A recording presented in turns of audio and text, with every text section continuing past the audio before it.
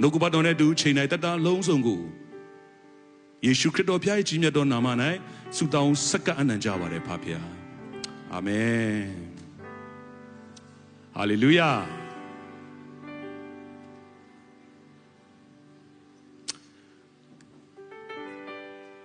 ဖျားတခင်အင်မတန်ကောင်းမြတ်တာဖြစ်တယ်နော်ကျွန်တော်လည်းအရန်ဝမ်းသာတယ်ဒီဖျားကိုတိကျွမ်းခွင့်ရတာပေါ့နော်ကျွန်တော်တို့တက်တာမှာတနေ့ပြီးတနေ့ပို့ပြီးတော့မှတီလာတယ်နားလေလာတယ်ဖခင်ရဲ့တဘောတဘာဝဖခင်ရဲ့အလေးအလာဖခင်ရဲ့နှလုံးသားဖခင်ရဲ့အကြံစီဖခင်ရဲ့အလိုတော်နော်ဖခင်ရဲ့လမ်းပြခြင်းဦးဆောင်ခြင်းမဆာခြင်းခွဲကားခြင်းကျွန်တော်ရဲ့ဖြစ်တည်ခြင်းအလုံးကသူ့ကြောင့်ပဲဖြစ်တယ်ဖခင်ကြောင့်မနေ့ယနေ့နောင်ကာလမပြောင်းလဲတဲ့အဲ့ဒီဖခင်ကဘယ်တော့မှပြောင်းလဲခြင်းမရှိတဲ့မေတ္တာနဲ့တင်နေကျွန်တော်ချစ်နေတာဖြစ်တယ်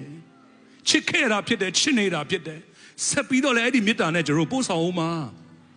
ဘာကြောင့်ချစ်ခဲ့တာလို့ပြောလဲဖခင်မှာအသိပြစ္ဆုတ်ပံအနာကမရှိဘူးနော်ကျွန်တော်လူမှာပဲရှိတာချစ်ခဲ့တယ်လို့ပြောတဲ့အခါမှာဖခင်ကချစ်ခဲ့လို့အခုချစ်တာမဟုတ်ဘူးဖခင်မှာအသိပြစ္ဆုတ်ပံအနာကမရှိဘူးမနေ့ယနေ့နောင်ကာလမှာပြောင်းလဲတဲ့ဖခင်အစမရှိအဆုံးမရှိတဲ့ဖခင်ထာဝရဖခင်ဖြစ်တယ်ဒါပေမဲ့အတိတ်ပြစ္ဆုတ်ပံအနာဘကဘု து မှာရှိလဲလူမှာရှိတယ်တင်နဲ့ကျွန်တော်ကအတိတ်ခုနကျွန်တော်တချင်းဆိုတာအတိတ်ဖြစ်သွားပြီအခုကဒါပြစ္ဆုတ်ပံနောက်ခဏနေကျွန်တော်တို့ပြီးရင်ခဏနေအနာဂတ်ဒီလိုသွားနေတာလူကဒီထဲမှာကျွန်တော်တို့ဒီလိုသွားနေတာကျွန်တော်တို့ပဲအတိတ်ပြစ္ဆုတ်ပံအနာဂတ်နဲ့သွားတာဖခင်မှအတိတ်ပြစ္ဆုတ်ပံအနာဂတ်မရှိဘူးဒါကြောင့်ကျွန်တော်ပြောချင်တာပထမအဆုံးဘာလို့လဲကျွန်တော်တို့ကဖခင်ကသင်ကိုချစ်တယ်ဆိုတဲ့အဲ့ဒီမေတ္တာကသင်ရဲ့အတိတ်ပြစ္ဆုတ်ပံအနာဂတ်အလုံးအတွက်ပါပြီးသားသင်အတိတ်မှာမကောင်းခဲ့လို့အခုငါ့ကိုမချစ်ဘူးထင်တယ်ငါရဲ့အတိတ်ကအရန်ကိုစုပ်ပြတ်လို့လူတွေကလက်မခံနိုင်လို့လူတွေကငါ့ကိုလူတွေတောင်မှလက်မခံတာဖခင်ကငါ့ကိုဘယ်လိုလက်ခံမလဲဆိုတဲ့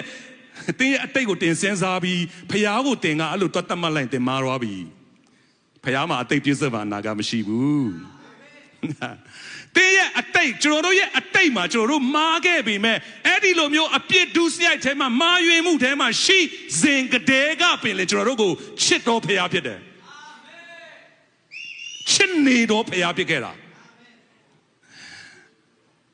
တင်ဒီနေ့ယေရှုကိုသိလိုက်တယ်ယေရှုကြောင့်ပြောင်းလဲတယ်ယေရှုကြောင့်ငါသက်သာလွတ်မြောက်တယ်ယေရှုအပြင်ငါကဝမ်းမြောက်တယ်ယေရှုအပြင်ငါကဖြောင့်မတ်တော်သူဖြစ်တယ်ဆိုတော့တင်သိသွားတဲ့အချိန်ကျမှတင်ကိုချစ်တယ်လို့ပြောတဲ့ဘုရားမဟုတ်ဘူးဘုရားရဲ့မေတ္တာကိုကျွန်တော်တို့ကတခါကျရင်ကျွန်တော်တို့ရဲ့အခြေအနေနဲ့စဉ်းစားပြီးကျွန်တော်တို့ကဘုရားငါ့ကိုချစ်တယ်မချစ်ဘူးလို့ခံစားရတယ်ချစ်တယ်လို့ခံစားရတယ်ဖြစ်နေတာဘာကြောင့်လဲဆိုတော့တင်ရဲ့ကျွန်တော်တို့ရဲ့အတိတ်ပြည့်စုံမှာအနာဂတ်ကိုကျွန်တော်တို့ကဒီလိုကြည့်ပြီးသွားတာလေငါအတိတ်တုန်းကမကောင်းခဲ့တော့ဒီချိန်ဆိုရင်ဘုရားငါ့ကိုလက်ခံမှာမဟုတ်ဘူးငါအနာဂတ်ပိုတောင်ဆိုရပြီအခုချိန်မှာတင်းကိုလက်မခံဘူးလို့တင်ခံစားနေရတယ်ဆိုရင်တင်းအနာဂတ်တော့တင်ဘယ်လိုဆက်သွားမှာလဲဒါကြောင့်ကျွန်တော်တက်တာမှာဘုရားရဲ့ချစ်ခြင်းမေတ္တာကတင်နဲ့ကျွန်တော်အတွက်ပြည့်စုံသောချစ်ခြင်းမေတ္တာဖြစ်တယ်ပြောင်းလဲခြင်းမရှိတဲ့ချစ်ခြင်းမေတ္တာဖြစ်တယ်အတိတ်ကိုကြည့်ပြီးမှတင်းကိုချစ်တာလည်းမဟုတ်ဘူးတင်းရဲ့ယခုလက်ရှိကောင်းဆုံးလုပ်နေတဲ့ပုံမှာလည်းတင်းကိုပိုချစ်သွားတာလည်းမဟုတ်ဘူးအာဂါဘီမေတ္တာဆိုတာဖခင်ရဲ့မေတ္တာဆိုတာက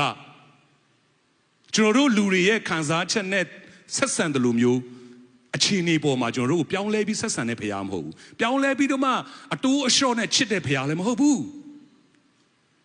ချစ်လွန်တာရော့သွားတယ်ဆိုတာမရှိဘူးဘုရားရဲ့မေတ္တာအပြည့်အဝကျွန်တော်တို့ပေးထားတာဒါကြောင့်ကျွန်တော်တို့တက်တာမှာနေ့ရက်စဉ်တိုင်းမှာအဲ့ဘုရားရဲ့မေတ္တာကိုတင်တကယ်နားလေခံစားတတ်သွားပြီဆိုအဲ့ဒီမေတ္တာထဲမှာတင်တော့ပြည့်စုံခြင်းပဲဘာကြောင့်လဲဆိုတော့ခဏကျွန်တော်အစမှာပြောလို့လေကျွန်တော်တို့ရဲ့ life တစ်ခုလုံးကိုကျွန်တော်ကမသိဘူးတင်အခုအကောင်းဆုံးအသက်ရှင်နေလို့ခဏနေအကောင်းဆုံးတင်ဖြစ်ချင်မှဖြစ်မှာပြောရှင်ကတင်းရဲ့အကောင်းဆုံးအသက်ရှင်ခြင်းကတင်းကိုအကောင်းဆုံးဖြစ်စေတာမဟုတ်ဘူးလေဖခင်ရဲ့ချစ်ခြင်းမေတ္တာကပဲတင်းကိုအကောင်းဆုံးဖြစ်စေတာဖခင်ရဲ့ချစ်ခြင်းမေတ္တာထဲမှာတင်းရှိတတ်ခြင်းတွာလာတတ်ခြင်းအဲ့ဒီဖခင်မေတ္တာကချစ်လွန်းသောဖခင်ကပဲအကောင်းဆုံးကျွန်တော်တို့ကိုပို့ဆောင်သွားပြီးတာဝါ ဒါကြောင့်တန်ရှင်တော်ဝိညာဉ်တော်ဘုရားရဲ့အဓိကအကြီးမားဆုံးကျွန်တော်တို့ကိုအမြဲတမ်းလှုပ်ဆောင်ပေးတဲ့ဦးစားပေးပြီးလှုပ်ပေးတဲ့အရာပါလို့ဆိုဘုရားရဲ့မေတ္တာကိုညွှန်းလောင်းတာဖြစ်တယ်တန်ရှင်တော်ဒီနေ့လွန်ခဲ့တဲ့ရက်အနေငယ်ကျွန်တော်ဆရာကြီးဘန်နီဟင်ပြောတဲ့အရာလေးတတိထားလိုက်မိတယ်တန်ရှင်တော်ဝိညာဉ်တော်ဘုရားလို့ပြောလိုက်ကျွန်တော်တို့ကဘာပဲမြင်လဲဆိုတော့တကိုးနဲ့နမိတ်လက္ခဏာနဲ့အံ့ဘွယ်သောအမှုတွေကိုဝိညာဉ်တော်ကဖြစ်စေတယ်ဆိုပြီးကျွန်တော်ကတန်ရှင်တော်ဝိညာဉ်တော်ဘုရားကိုတင်းရဲ့ healing တို့နော်တင်းရဲ့ miracles တို့မှာကျွန်တော်တို့ကပို့ပြီးမျှော်လင့်ကြတယ်ဒါပေမဲ့ဆရာကြီးပြောတာကအဲ့ဒီသူ့ရဲ့တကိုးနဲ့တင်းအပြင်အမှုပြုချင်တာမှန်ပေမဲ့တန်ရှင်တော်ဝိညာဉ်တော်ဘုရားအဓိကလှုပ်ချင်တာကတင်းထဲကနေ तू ကတကိုးနဲ့အလှုပ်ချင်တာမှန်ပေမဲ့အဲ့ဒါကအရင်မလားတင်းထဲကိုအရင်ပဲဒီဘုရားရဲ့မေတ္တာနဲ့တင်းကိုဖြည့်ပေးချင်တာအဲ့ဒီဝိညာဉ်တော်အဖြစ်ဘုရားတခင်ဖြည့်ပေးတဲ့မေတ္တာကိုတင်မခံစားရဘဲနဲ့တင်းထဲကနေတကိုးနဲ့တင်ဘလောက်ပဲအမှုဆောင်ပါစေတစ်ချိန်ကြရင်တင်ကခုနပြောတဲ့အတိတ်ပြစ္ဆုတ်ကအနာဂတ်ဆိုတဲ့အထဲမှာတင်ကလဲပြူသွားမှာဒါကြောင့်ကြီးမားတဲ့နမိတ်လက္ခဏာနဲ့ဘုရားသုံးတော်ခံခဲ့ရတဲ့သူတွေများစွာလဲပြူသွားရတယ်လို့ပြောတဲ့အခါမှာဘုရားကမသုံးလို့မဟုတ်ဘူးကျွန်တော်တစ်ချက်ပဲတင်လိုက်ရတဲ့အရာလို့ဆိုဘုရားရဲ့ချစ်ချင်းမေတ္တာကိုဖြည့်ဆည်းခြင်းမှာတနည်းအားဖြင့်ဝိညာဉ်တော်အားဖြင့်ငါရဲ့တက်တာမှာဝိညာဉ်တော်လိုအပ်တယ်ဝိညာဉ်တော်ရဲ့ဖြည့်ဆည်းပေးခြင်းဘုရားရဲ့မေတ္တာကိုငါအထူးသဖြင့်အချိန်တိုင်းနေ့တိုင်းမှာလိုအပ်တယ်ဆိုတာကိုကျွန်တော်တို့ကမေ့လျော့သွားတာဝိညာဉ်တော်ရဲ့တကူအဖြစ်ကြီးတော်မှုတွေကျွန်တော်နမိတ်လက္ခဏာတွေနဲ့အံ့ဖွယ်အကြီးကျယ်လှုပ်ချင်ပေမဲ့ကိုယ်ထဲမှာဘုရားရဲ့မေတ္တာကဝိညာဉ်တော်အားဖြင့်ကျွန်တော်တို့အဲ့ဒါကိုခံယူဖို့မေ့သွားတဲ့အခါမှာတိုင်ပတ်တာပဲဒါကြောင့်ဝိညာဉ်တော်ကဦးစားပေးလုပ်တာအမြဲတမ်းကျွန်တော်ဆိုဒါကိုဒီချိန်မှာလဲเนาะကျွန်တော်တို့ဆရာဒေးဗစ်အားဖြင့်လဲသင်ယူရတယ်ဆရာလဲဒါကိုအမြဲတမ်းပြောတယ်အမှုတော်ထဲမှာသင်အောင်မြင်နေတာလည်းအဓိကမကြဘူးအမှုတော်ထဲမှာသင်ဘလောက်ပဲလူတွေကသင်ကိုလက်ခုပ်ဩဘာတီးနေပါစေအဲ့ဒါကလည်းအဓိကမကြောက်ပါဘူးဆိုဝိညာဉ်တော်အားဖြင့်ဖြစ်နေတာအဲ့ဒါတွေအားလုံးကဆိုတော့ကိုယ်အတွက်အဓိကကျွန်တော်တို့အတွက်အဓိကကြတာပါလို့ဆိုသင်ဝိညာဉ်တော်နဲ့တာရဲ့ယဉ်ဤကျွမ်းဝင်ပြီးတော့မှတန်ရှင်တော်ဝိညာဉ်တော်ဘုရားရဲ့ဥဆောင်ခြင်းဖြည့်ဆည်းပေးခြင်းနဲ့မှကျွန်တော်တို့ကနေ့တိုင်းသွားလာတတ်ဖို့ကတအားအရေးကြီးနေတာကျွန်တော်တို့ရဲ့လပတဲ့အနာဂတ်ကိုမြင်တွေ့ရဖို့ကအဲ့ဒီမှာ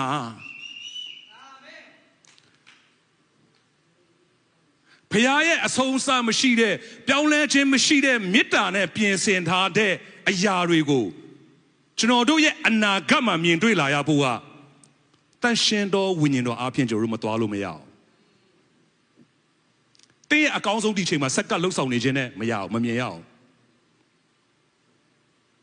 ဆိုတော့ဘုရားရဲ့မေတ္တာကိုကျွန်တော်ကတာ၍အမြဲတမ်းစိတ်ချတတ်တော်သူဖြစ်ဖို့လိုတယ်ဘုရားရဲ့ချစ်ချင်းမေတ္တာထဲမှာတာ၍မွေ့လျော်တတ်တော်သူဖြစ်ဖို့လိုတယ်ဘုရားရဲ့ချစ်ချင်းမေတ္တာထဲမှာဘုရားနဲ့တာ၍တင်တလုံးတဝတဲ့ဖြစ်ခြင်းထဲမှာတာ၍ဆွဲလန်းတတ်တော်သူဖြစ်ဖို့လိုတယ်ဘုရားသခင်ရဲ့အတန်တော်ကိုကြားကျင်တော်သူဖြစ်ဖို့လိုတယ်ဘုရားသခင်ရဲ့အမှုပြုခြင်းတွေကိုတာ၍တင်ကမြင်ကျင်တော်သူဖြစ်ဖို့လိုတယ်ကျွန်တော်တို့လှုပ်ချင်တာဒါပေမဲ့ကျွန်တော်တို့လှုပ်လို့ဖြစ်တာမဟုတ်ဘူးကျွန်တော်တို့အထဲကနေဝိညာဉ်တော်ကလှုပ်မှဖြစ်တာ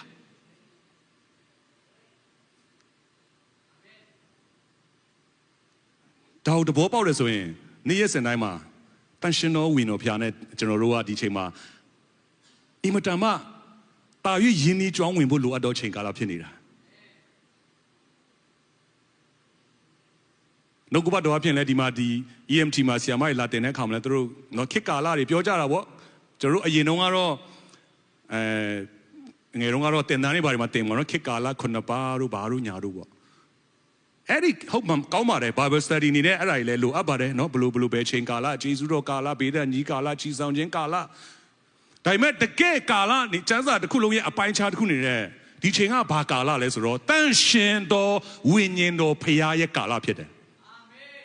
ဒါကြောင့်တန်ရှင်တော်ဝိညာဉ်တော်ဘုရားရဲ့ကာလမှာဝိညာဉ်တော်နဲ့ကျွန်တော်တို့ကမယဉ်နေဘူးမသွားတတ်ဘူးဆိုရင်တော့ကျွန်တော်တို့ဘယ်မှခရီးရောက်မှာမဟုတ်တော့ဘူးလေ ယေရှုကိုယ်တိုင်ပြောခဲ့တာကိုငါသွားလင့်အကျိုးရှိမယ်ငါမသွားလင့်ဥပြစ်ဆယ်ဆရာတွေတင်တို့စီတို့မလာဘူးဥပြစ်ဆယ်ဆရာရောက်လာတဲ့ခါမှာမှကျွန်တော်တို့ကိုဖော်ပြမဲ့အရာတွေနဲ့နဲသောအရာတွေအနာဂတ်နဲ့ဆိုင်တဲ့အရာတွေကျွန်တော်တို့အထက်ကနေအမှုပြုမဲ့အရာတွေ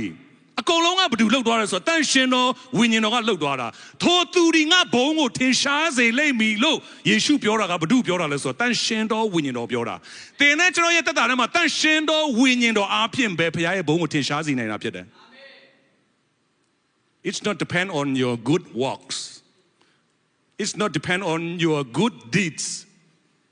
တင်ရဲ့ကောင်းသောအကျင့်တွေနဲ့ဘုရားဘုံကိုထင်ရှားလို့မရဘူးတန်ရှင်တော်ဝိညာဉ်တော်ဘုရားကကျွန်တော်တို့အထဲကနေသူ့ရဲ့ဥဆောင်မှုနဲ့ကျွန်တော်တို့လှုပ်ဆောင်ခြင်းပြောဆိုခြင်းတစ်ခုချင်းစီတိုင်းအဲ့ဒီအထဲကနေမှဘုရားဘုန်းထင်ရှားလာတာဒါကြောင့်တန်ရှင်တော်ဝိညာဉ်တော်ဘုရားကိုကျွန်တော်တို့ကတာရွေးစာငတ်ဖို့လိုတယ်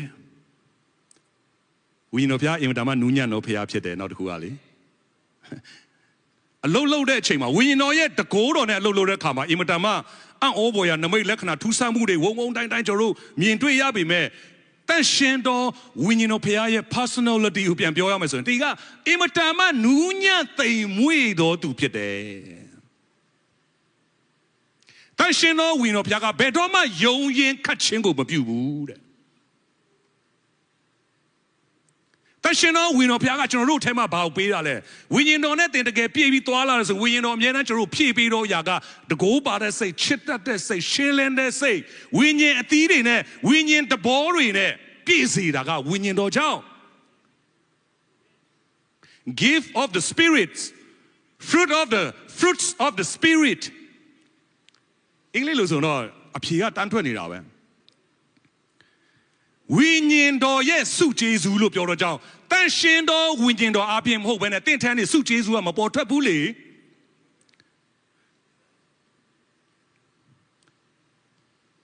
ဝိညာဉ်တော်ဝိညာဉ်အသီးလို့ကျွန်တော်မှာလို့ပြောတယ် fruits of the spirit တန်ရှင်တော်ဝိညာဉ်တော်အပြင်ပဲတင့်ထန်းနေဝိညာဉ်အသီးတွေကပေါ်ထွက်လာမှာဒါမဲ့ကျွန်တော်တို့ကဘာဖြစ်လဲတန်ရှင်တော်ဝိညာဉ်တော်အပြင်မဟုတ်ဘဲနဲ့ကျွန်တော်တို့သီးဖို့ကျွန်တော်တို့ထဲနေကျွန်တော်အသီးတွေထွက်ဖို့ကြိုးစားနေတာပင်ပန်းနေတာပဲအဲ့ဒီမှာပဲဝိညာဉ်အသီးသီးရမယ်ငါတို့ယုံကြည်သူဆိုခရစ်ယာန်ဆိုဝိညာဉ်အသီးသီးရမယ်နော်ဝိညာဉ်အသီးတော့မသီးဟိုဘာဟိုတခြားအသီးတွေသီးလာ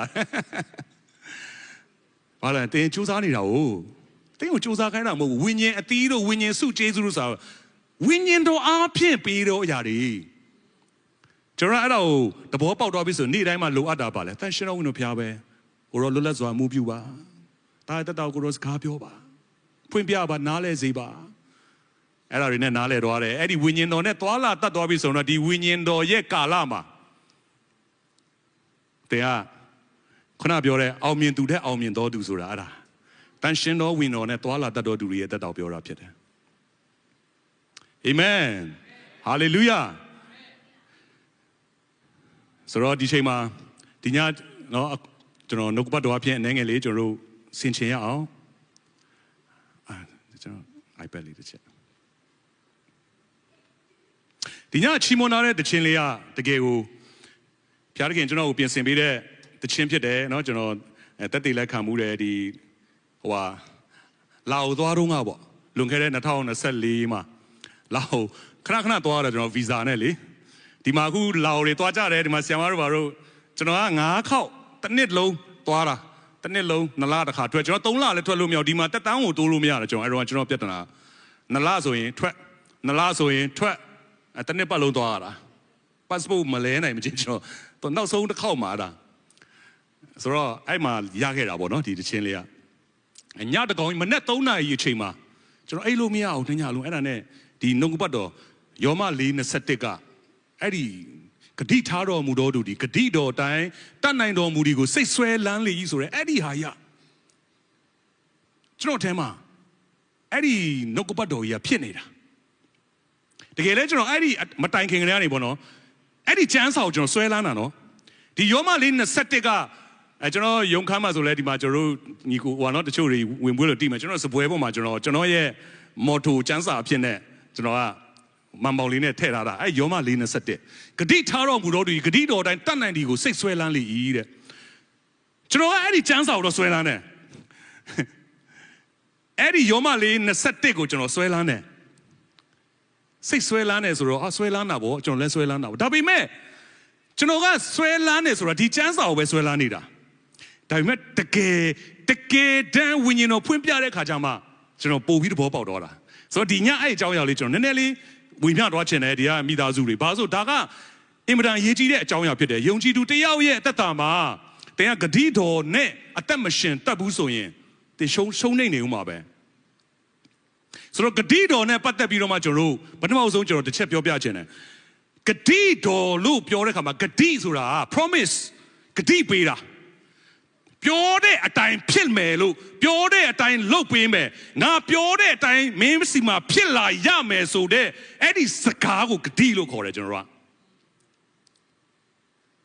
ဆိုတော့ဂတိတော်လို့ပြောတဲ့အခါမှာပထမဆုံးနံပါတ်1တစ်ချက်ပါလဲဆိုဂတိတော်ဆိုတာကစကားဖြစ်တယ်ဂတိတော်ဆိုတာအရာဝတ္ထုမဟုတ်ဂတိတော်လို့ပြောပြီးတော့မှသင်အမြင်မဟုတ်မြင်တာနဲ့ဂတိရတော့တာမဟုတ်ဂတိတော်လို့ပြောတဲ့ခါမှာနှုတ်ကနေပြောရတာဆိုတော့ဒီမှာဂတိတော်ကျမ်းစာထဲမှာကျွန်တော်ဂတိတော်တွေများစွာတွေ့ရတယ်ဂတိတော်လို့ပြောတာအဲ့ဒီဂတိတော်တွေကဘုရားပြောထားသောစကားတွေဖြစ်တယ်နံပါတ်1ဂတိတော်လို့ပြောရင်နောက်တစ်ခုကကျွန်တော်ပြန်ပြီးဆင်ခြင်သိနာလေရမယ့်အရာကသင်နဲ့ကျွန်တော်ကဂတိပေးတယ်ဆိုတာလေကျွန်တော်ဂတိပေးဘူးကြလားမသိတယောက်နဲ့တယောက်ဘာကြောင့်ပေးရလဲဂတိသစ္စာပြုတယ်မင်္ဂလာဆောင်မှာဘာကြောင့်သစ္စာပြုရလဲဂတိသစ္စာပြုရလဲချစ်လို့လေသင်မချစ်ဘဲနဲ့သင်ဂတိပေးလို့မှမရတာသင်ချစ်တယ်တနည်းအားဖြင့်သင်ရဲ့စိတ်နှလုံးသားကိုသိစေချင်တဲ့ခါမှာဂတိပေးတယ်တယောက်ကိုဂတိလို့ပြောတဲ့အခါမှာကျွန်တော်တို့ဂတိတော်နဲ့ပတ်သက်ရင်နှုတ်ကပတ်တော်ထဲမှာပြန်ကြည့်လိုက်ဖျားတခင်ကစတင်ပြီးတော့မှလူကိုဂတိပေးခဲ့တာဖြစ်တယ်လူကဖျားကိုတော့ဂတိပေးပါကိုတော့ဂတိပေးပြီးတော့မှကိုတော့ဂတိတိုင်းကိုတော့လှုပ်ပေးမှဖြစ်မယ်ဆိုပြီးတော့မှလူကဂတိတောင်းခဲ့တာမဟုတ်ဘူးဖျားတခင်ကခုနကျွန်တော်တို့ကြောင့်ဖျားရဲ့မေတ္တာကသူ့ရဲ့မေတ္တာအားဖြင့်လူကိုဖျားကအရင်ဂတိပေးတာဖြစ်တယ်ကဘာဦးကျမ်းမာကလေးကကြီးလိုက်လေလူကိုဖန်ဆင်းကလေးကနေအဲ့ဒီမှာမြားပြားစွာဝေးဖွားကြလို့မြေကြီးကိုပြည့်စေ၍နိုင်ကြလို့ငါနော်ဖျားသခင်က dominion and authority အုပ်စိုးခြင်းအခွင့်အာဏာကိုပေးလိုက်တာကလူကိုပေးလိုက်တာကအဲ့ဒါဂတိပြုလိုက်တာလူကတောင်းလို့ပေးတာမဟုတ်ဘူးဒါကြောင့်ဂတိလို့ပြောလိုက်ရင်ကျွန်တော်တို့ကတစ်ခါကျရင်အလူအနေနဲ့ဆိုတော့ဘာဖြစ်လဲဆိုတော့ကျွန်တော်လည်းကြုံဘူးတယ်ဟာအကြီးကျယ်တော့ပြောရတယ်ရေးလဲဂတိပေးထားတယ်ကွာပြီးတော့လည်းမလာဘူးပြီးတော့လည်းမပေါ်လာဘူးပြီးတော့လည်းဟုတ်လည်းမဟုတ်ဘူးလူတွေကဂတိပြတ်တယ်နော်ဂတိမတီးနိုင်တာပြတ်တာမဟုတ်ဘူးဟိုဂတိပေးပြီးတော့မှမလာနိုင်တဲ့လူကသူ့မှာအကြောင်းပြချက်ရှိတယ်အဲ့ဒီဂတိပေးပြီးမလာနိုင်ရချင်းရဲ့အကြောင်းပြချက်ကသူ့မှာလည်းရှိတယ်ဆိုတော့ဒီဘက်ကအဲ့ဂတိကိုလူရဲ့သူပြောတဲ့ဂတိကိုစောင်းနေတဲ့သူကလည်းအဲ့ဒီမှာအဆင်မပြေတော့တယောက်နဲ့တယောက်ကလူဖြစ်တော့ကြောင့်ဒါမဲ့ဖျားရဲ့ဂတိကကြတော့ဖျားပေးတဲ့ဂတိကကြတော့လူနဲ့မတူဘူးဘာလို့သူနှုတ်တော်ထွက်စကားနဲ့သူပေးတော့ဂတိစကားဖြစ်နေတာဂတိလို့ပြောလိုက်တဲ့အခါမှာအဲ့ဒီဂတိကဒါကြောင့်ကောင်းကင်နဲ့မြေကြီးမတီတော့လဲငါစကားတီမယ်လို့ပြောတဲ့အခါမှာဖျားရဲ့ဂတိတော်ရှိသမျှကတီယူတီရတာဖြစ်တယ်ဖြစ်ကိုဖြစ်လာတာဖြစ်တယ်ဖျားစကားကဂတိတော်ကပြောပြီးဆိုရင်ပြောတဲ့အတိုင်းဖြစ်ကိုဖြစ်လာတာဘာကြောင့်လဲဂတိတော်ကဖျားစကားဖြစ်နေလို့ကျွန်တော်ဂတိပေးမယ်လေအခုဆရာဖြိုးကျွန်တော်ဂတိပေးမယ်ဆိုပါစို့အเจ้าရတို့ရန်ကုန်ရောက်ရင်ဆရာဖြိုးကျွန်တော်ရောက်အောင်လာခဲ့မယ်နော်ဆိုတဲ့အရာကိုကျွန်တော်အခုပြောချင်တယ်ဒါပေမဲ့ကျွန်တော်ပါဇက်ကနေဘာမှပြောဘဲနဲ့ဘယ်လိုဂတိပေးမှလဲသူအခု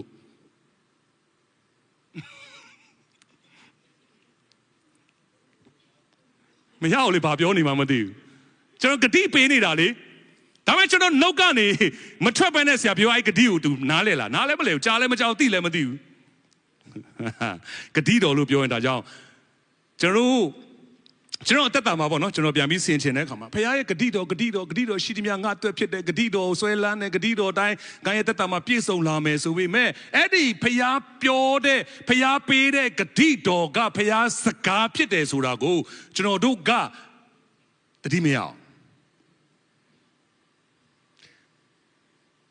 ဆိုတော့ဒီနှုတ်ကပတ်တော်အပြင်ကျွန်တော်ကြည့်တဲ့အခါမှာဒီနေရာမှာဒီကျမ်းစာကိုပဲကျွန်တော်တို့ယောမ4:21ကိုပဲကျွန်တော်ဒီညအဓိကပြောတော့မှာဖြစ်တယ်ဒီထဲမှာအချက်4ချက်ရှိတယ်အချက်4ချက်ရှိတယ်ဆိုတော့ဂတိထားတော်မူသောသူသည်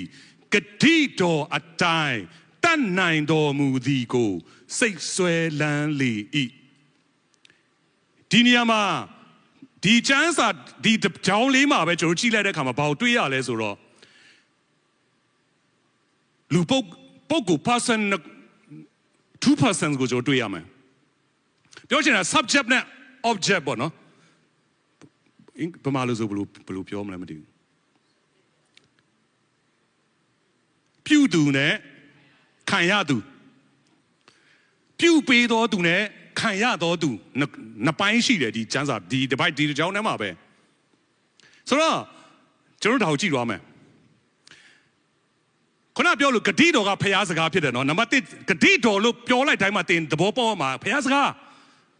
ဂတိတော်ကပစ္စည်းဥစ္စာဒီမြင်တွေ့ရတဲ့အရာတွေတင်းကိုပြောနေတာမဟုတ်ဂတိတော်လို့ပြောလိုက်တဲ့ခါမှာကျွန်တော်တို့က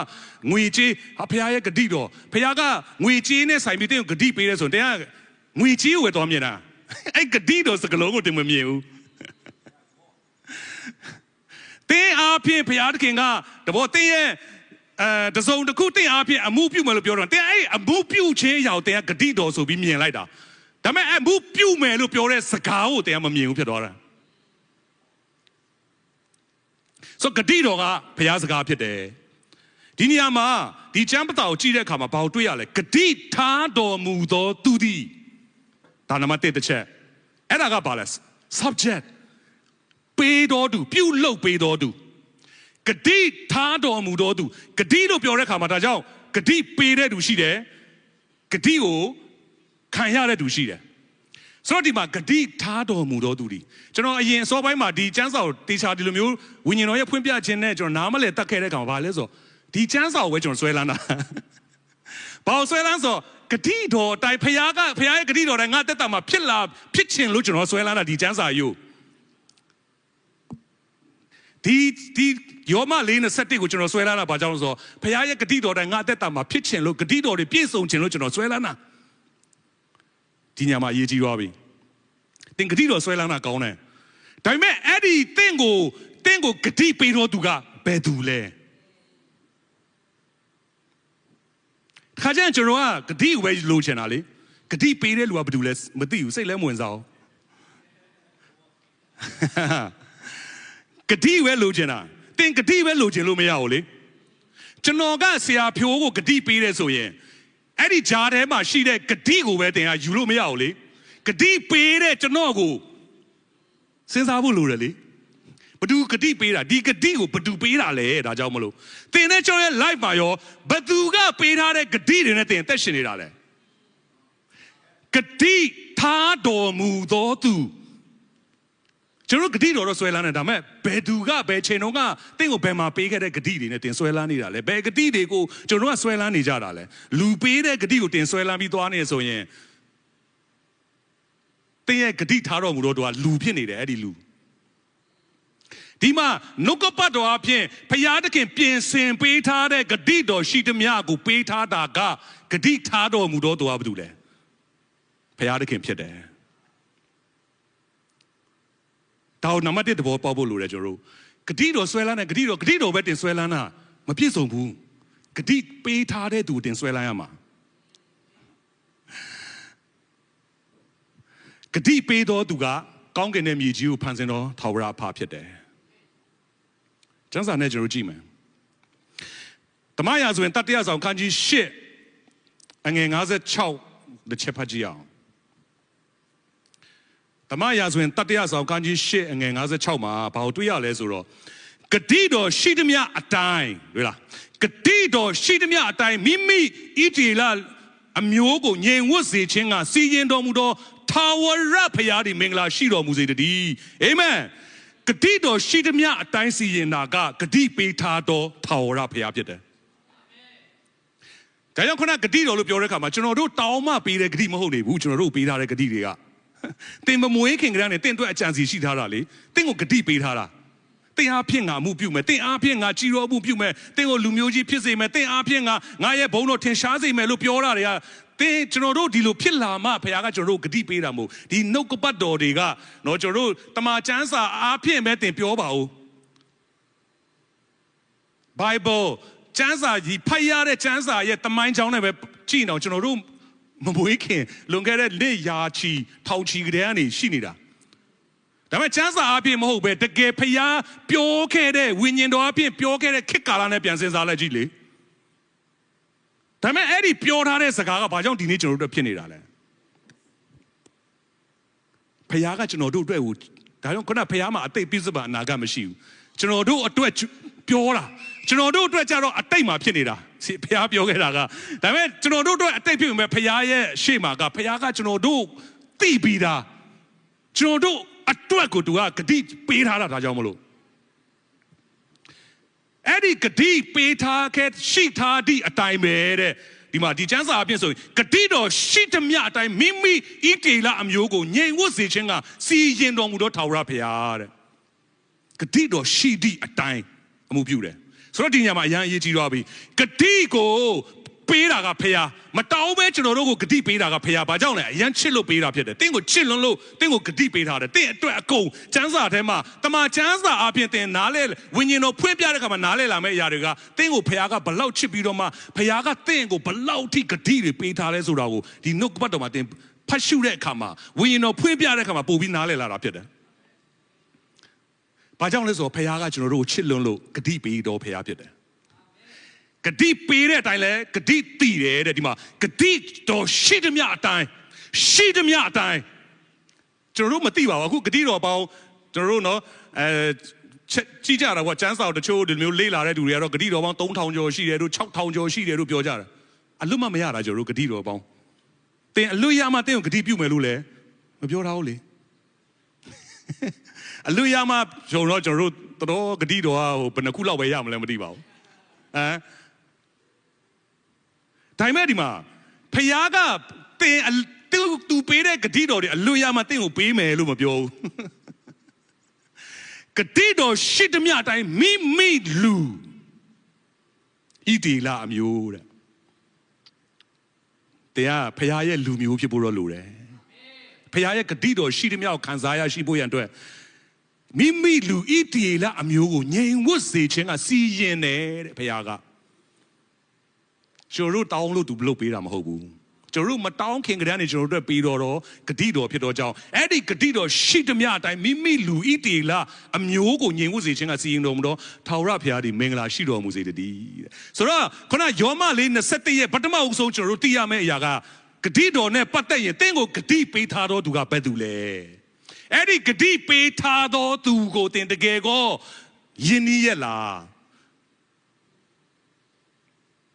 Kadi Pira Zurabala, Chilu Pira no. Tengo Chilu Tengo Kadi Pira. Tamate to get Chimmet out in Namle, so 2 year Kadido in Blue Kanzamle. So Yoma Lin Setema, but also Kadi Tado Mudo Tudi. Tema Kadido Shitmia Dine. Mimi Luigi la Muse, Yengusing a seeing Domudo, Taura Pia Piede, Kaditaro Mudo Dule, Taura Pia, Kadido, Shitamia time, see ye Pieso me, Taura Pia Piede, Kadido, Tango Kadi Petaraga, Taura Pia. Do ye no daughters got a thing of Petara, but don't let children look at it.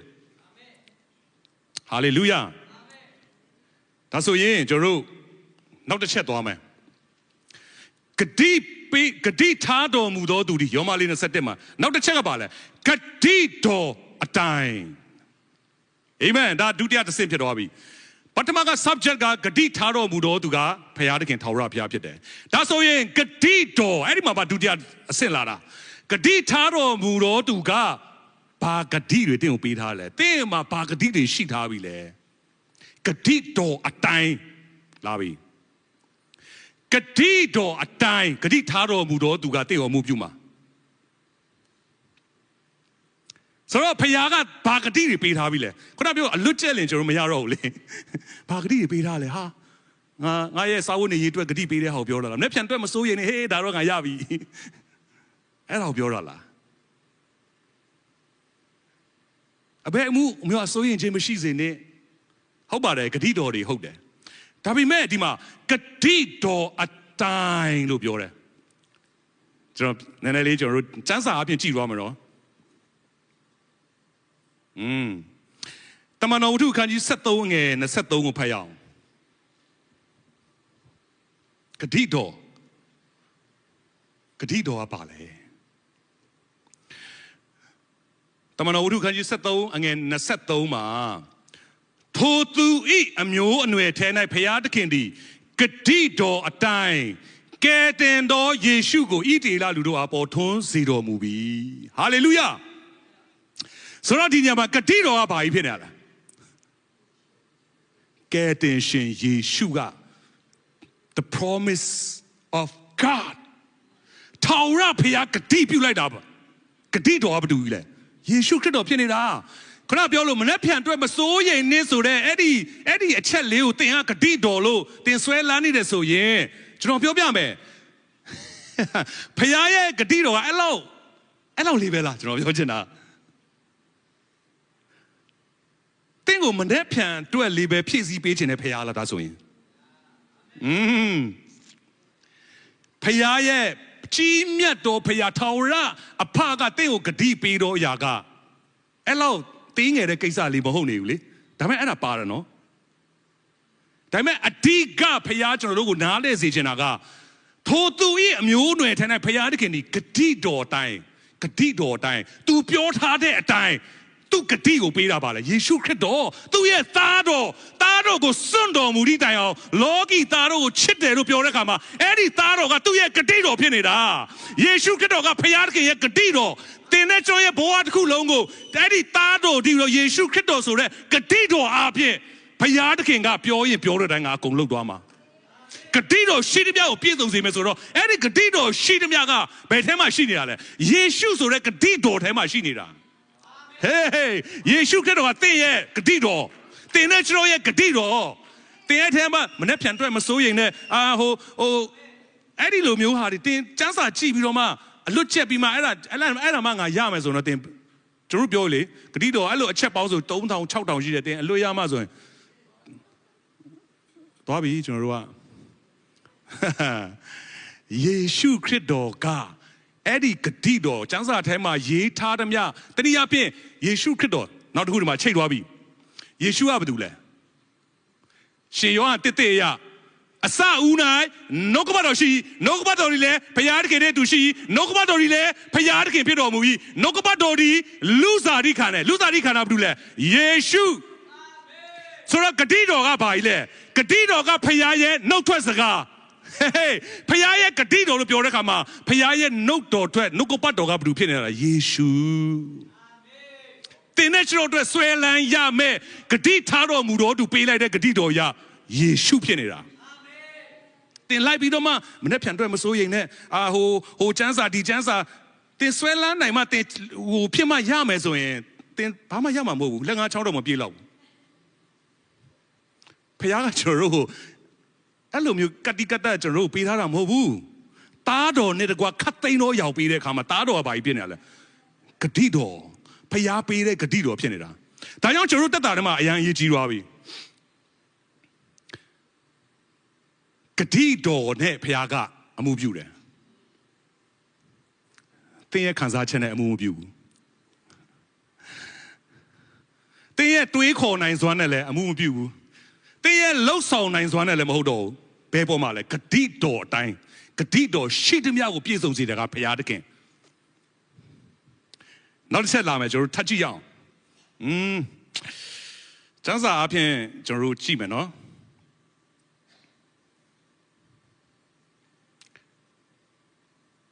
နောက်တစ်ချက်လာမယ်တမန်တော်ဝတ္ထုခန်းကြီး1အငယ်33တမန်တော်ဝတ္ထုခန်းကြီး1 အငယ်33မှာထပ်တွေ့ရပြီထိုတို့ဖျားသခင်သည်လက်ရလက်တော်နှင့်ချီးမြှောက်တော်မူသဖြင့်ထိုသခင်သည်ဂတိတော်နှင့်ရှင်သောတန်ရှင်တော်ဝိညာဉ်တော်ကိုခမဲတော်ထံ၌ခံပြီးဖြစ်၍သင်တို့သိမြင်ကြရသောအရာကိုညွှန်းလောင်းတော်မူ၏ဒီမှာတွေ့လားဂတိတော်နှင့်ရှင်တော်ပါလေတန်ရှင်တော်ဝိညာဉ်တော်တွေ့လားဂတိတော်ကဘလောက်ထိပြည့်စုံတဲ့ဂတိတော်ကျွန်တော်ပေးထားတာလဲသားတော်နဲ့တကွခတ်သိမ်းသောအရာကိုကျွန်တော်ပေးတဲ့အခါမှာအဲ့ဒီဂတိတော်ကယေရှုခရစ်တော်ကိုယ်တိုင်ဖြစ်နေတာပြီးတော့မှအဲ့ဒီယေရှုခရစ်တော်ဆိုတဲ့ဂတိတော်အားဖြင့်ဘုရားသခင်ကကျွန်တော်တို့ကိုပေးထားသမျှအရာအားလုံးကိုအဲ့ဒီသားတော်ဒီတော်ဂတိတော်နဲ့ရှင်တော်ဂတိတော်နဲ့ရှင်တော်တန်ရှင်တော်ဝိညာဉ်တော်တင်ဂတိတော်နဲ့မရှင်ဘဲနဲ့တန်ရှင်တော်ဝိညာဉ်တော်ရဲ့အမှုပြုခြင်းကိုတင်ဘယ်တော့မှမခံရဘူးဂတိတော်ကဘာလို့ဖြစ်နေလို့လဲယေရှုခရစ်တော်ဖြစ်နေလို့ဒီမှာဂတိတော်နဲ့ရှင်တော်တန်ရှင်တော်ဝိညာဉ်တော်ကိုခမဲတော်ထံ၌ခံပြီးဖြစ်၍တဲ့ယေရှုကသူ့ကိုကိုယ်တိုင်လူစားတိလာခံတော့ယေရှုခရစ်ကိုယ်တိုင်ကဗတ္တိဇံဆရာယောဟန်စီမှာနှစ်ချင်းယူတဲ့အချိန်မှာဖခင်ကောင်းကင်ကနေဂျိုးငက်ဝိညာဉ်တော်ကဂျိုးငက်ကဲ့သို့ထင်ရှားပြီးတော့မှဤသူကငါနှစ်သက်မြတ်လို့ရငါဤချစ်သားပေဒီလို့ဖခင်သခင်ကလူတွေရှေ့မှာ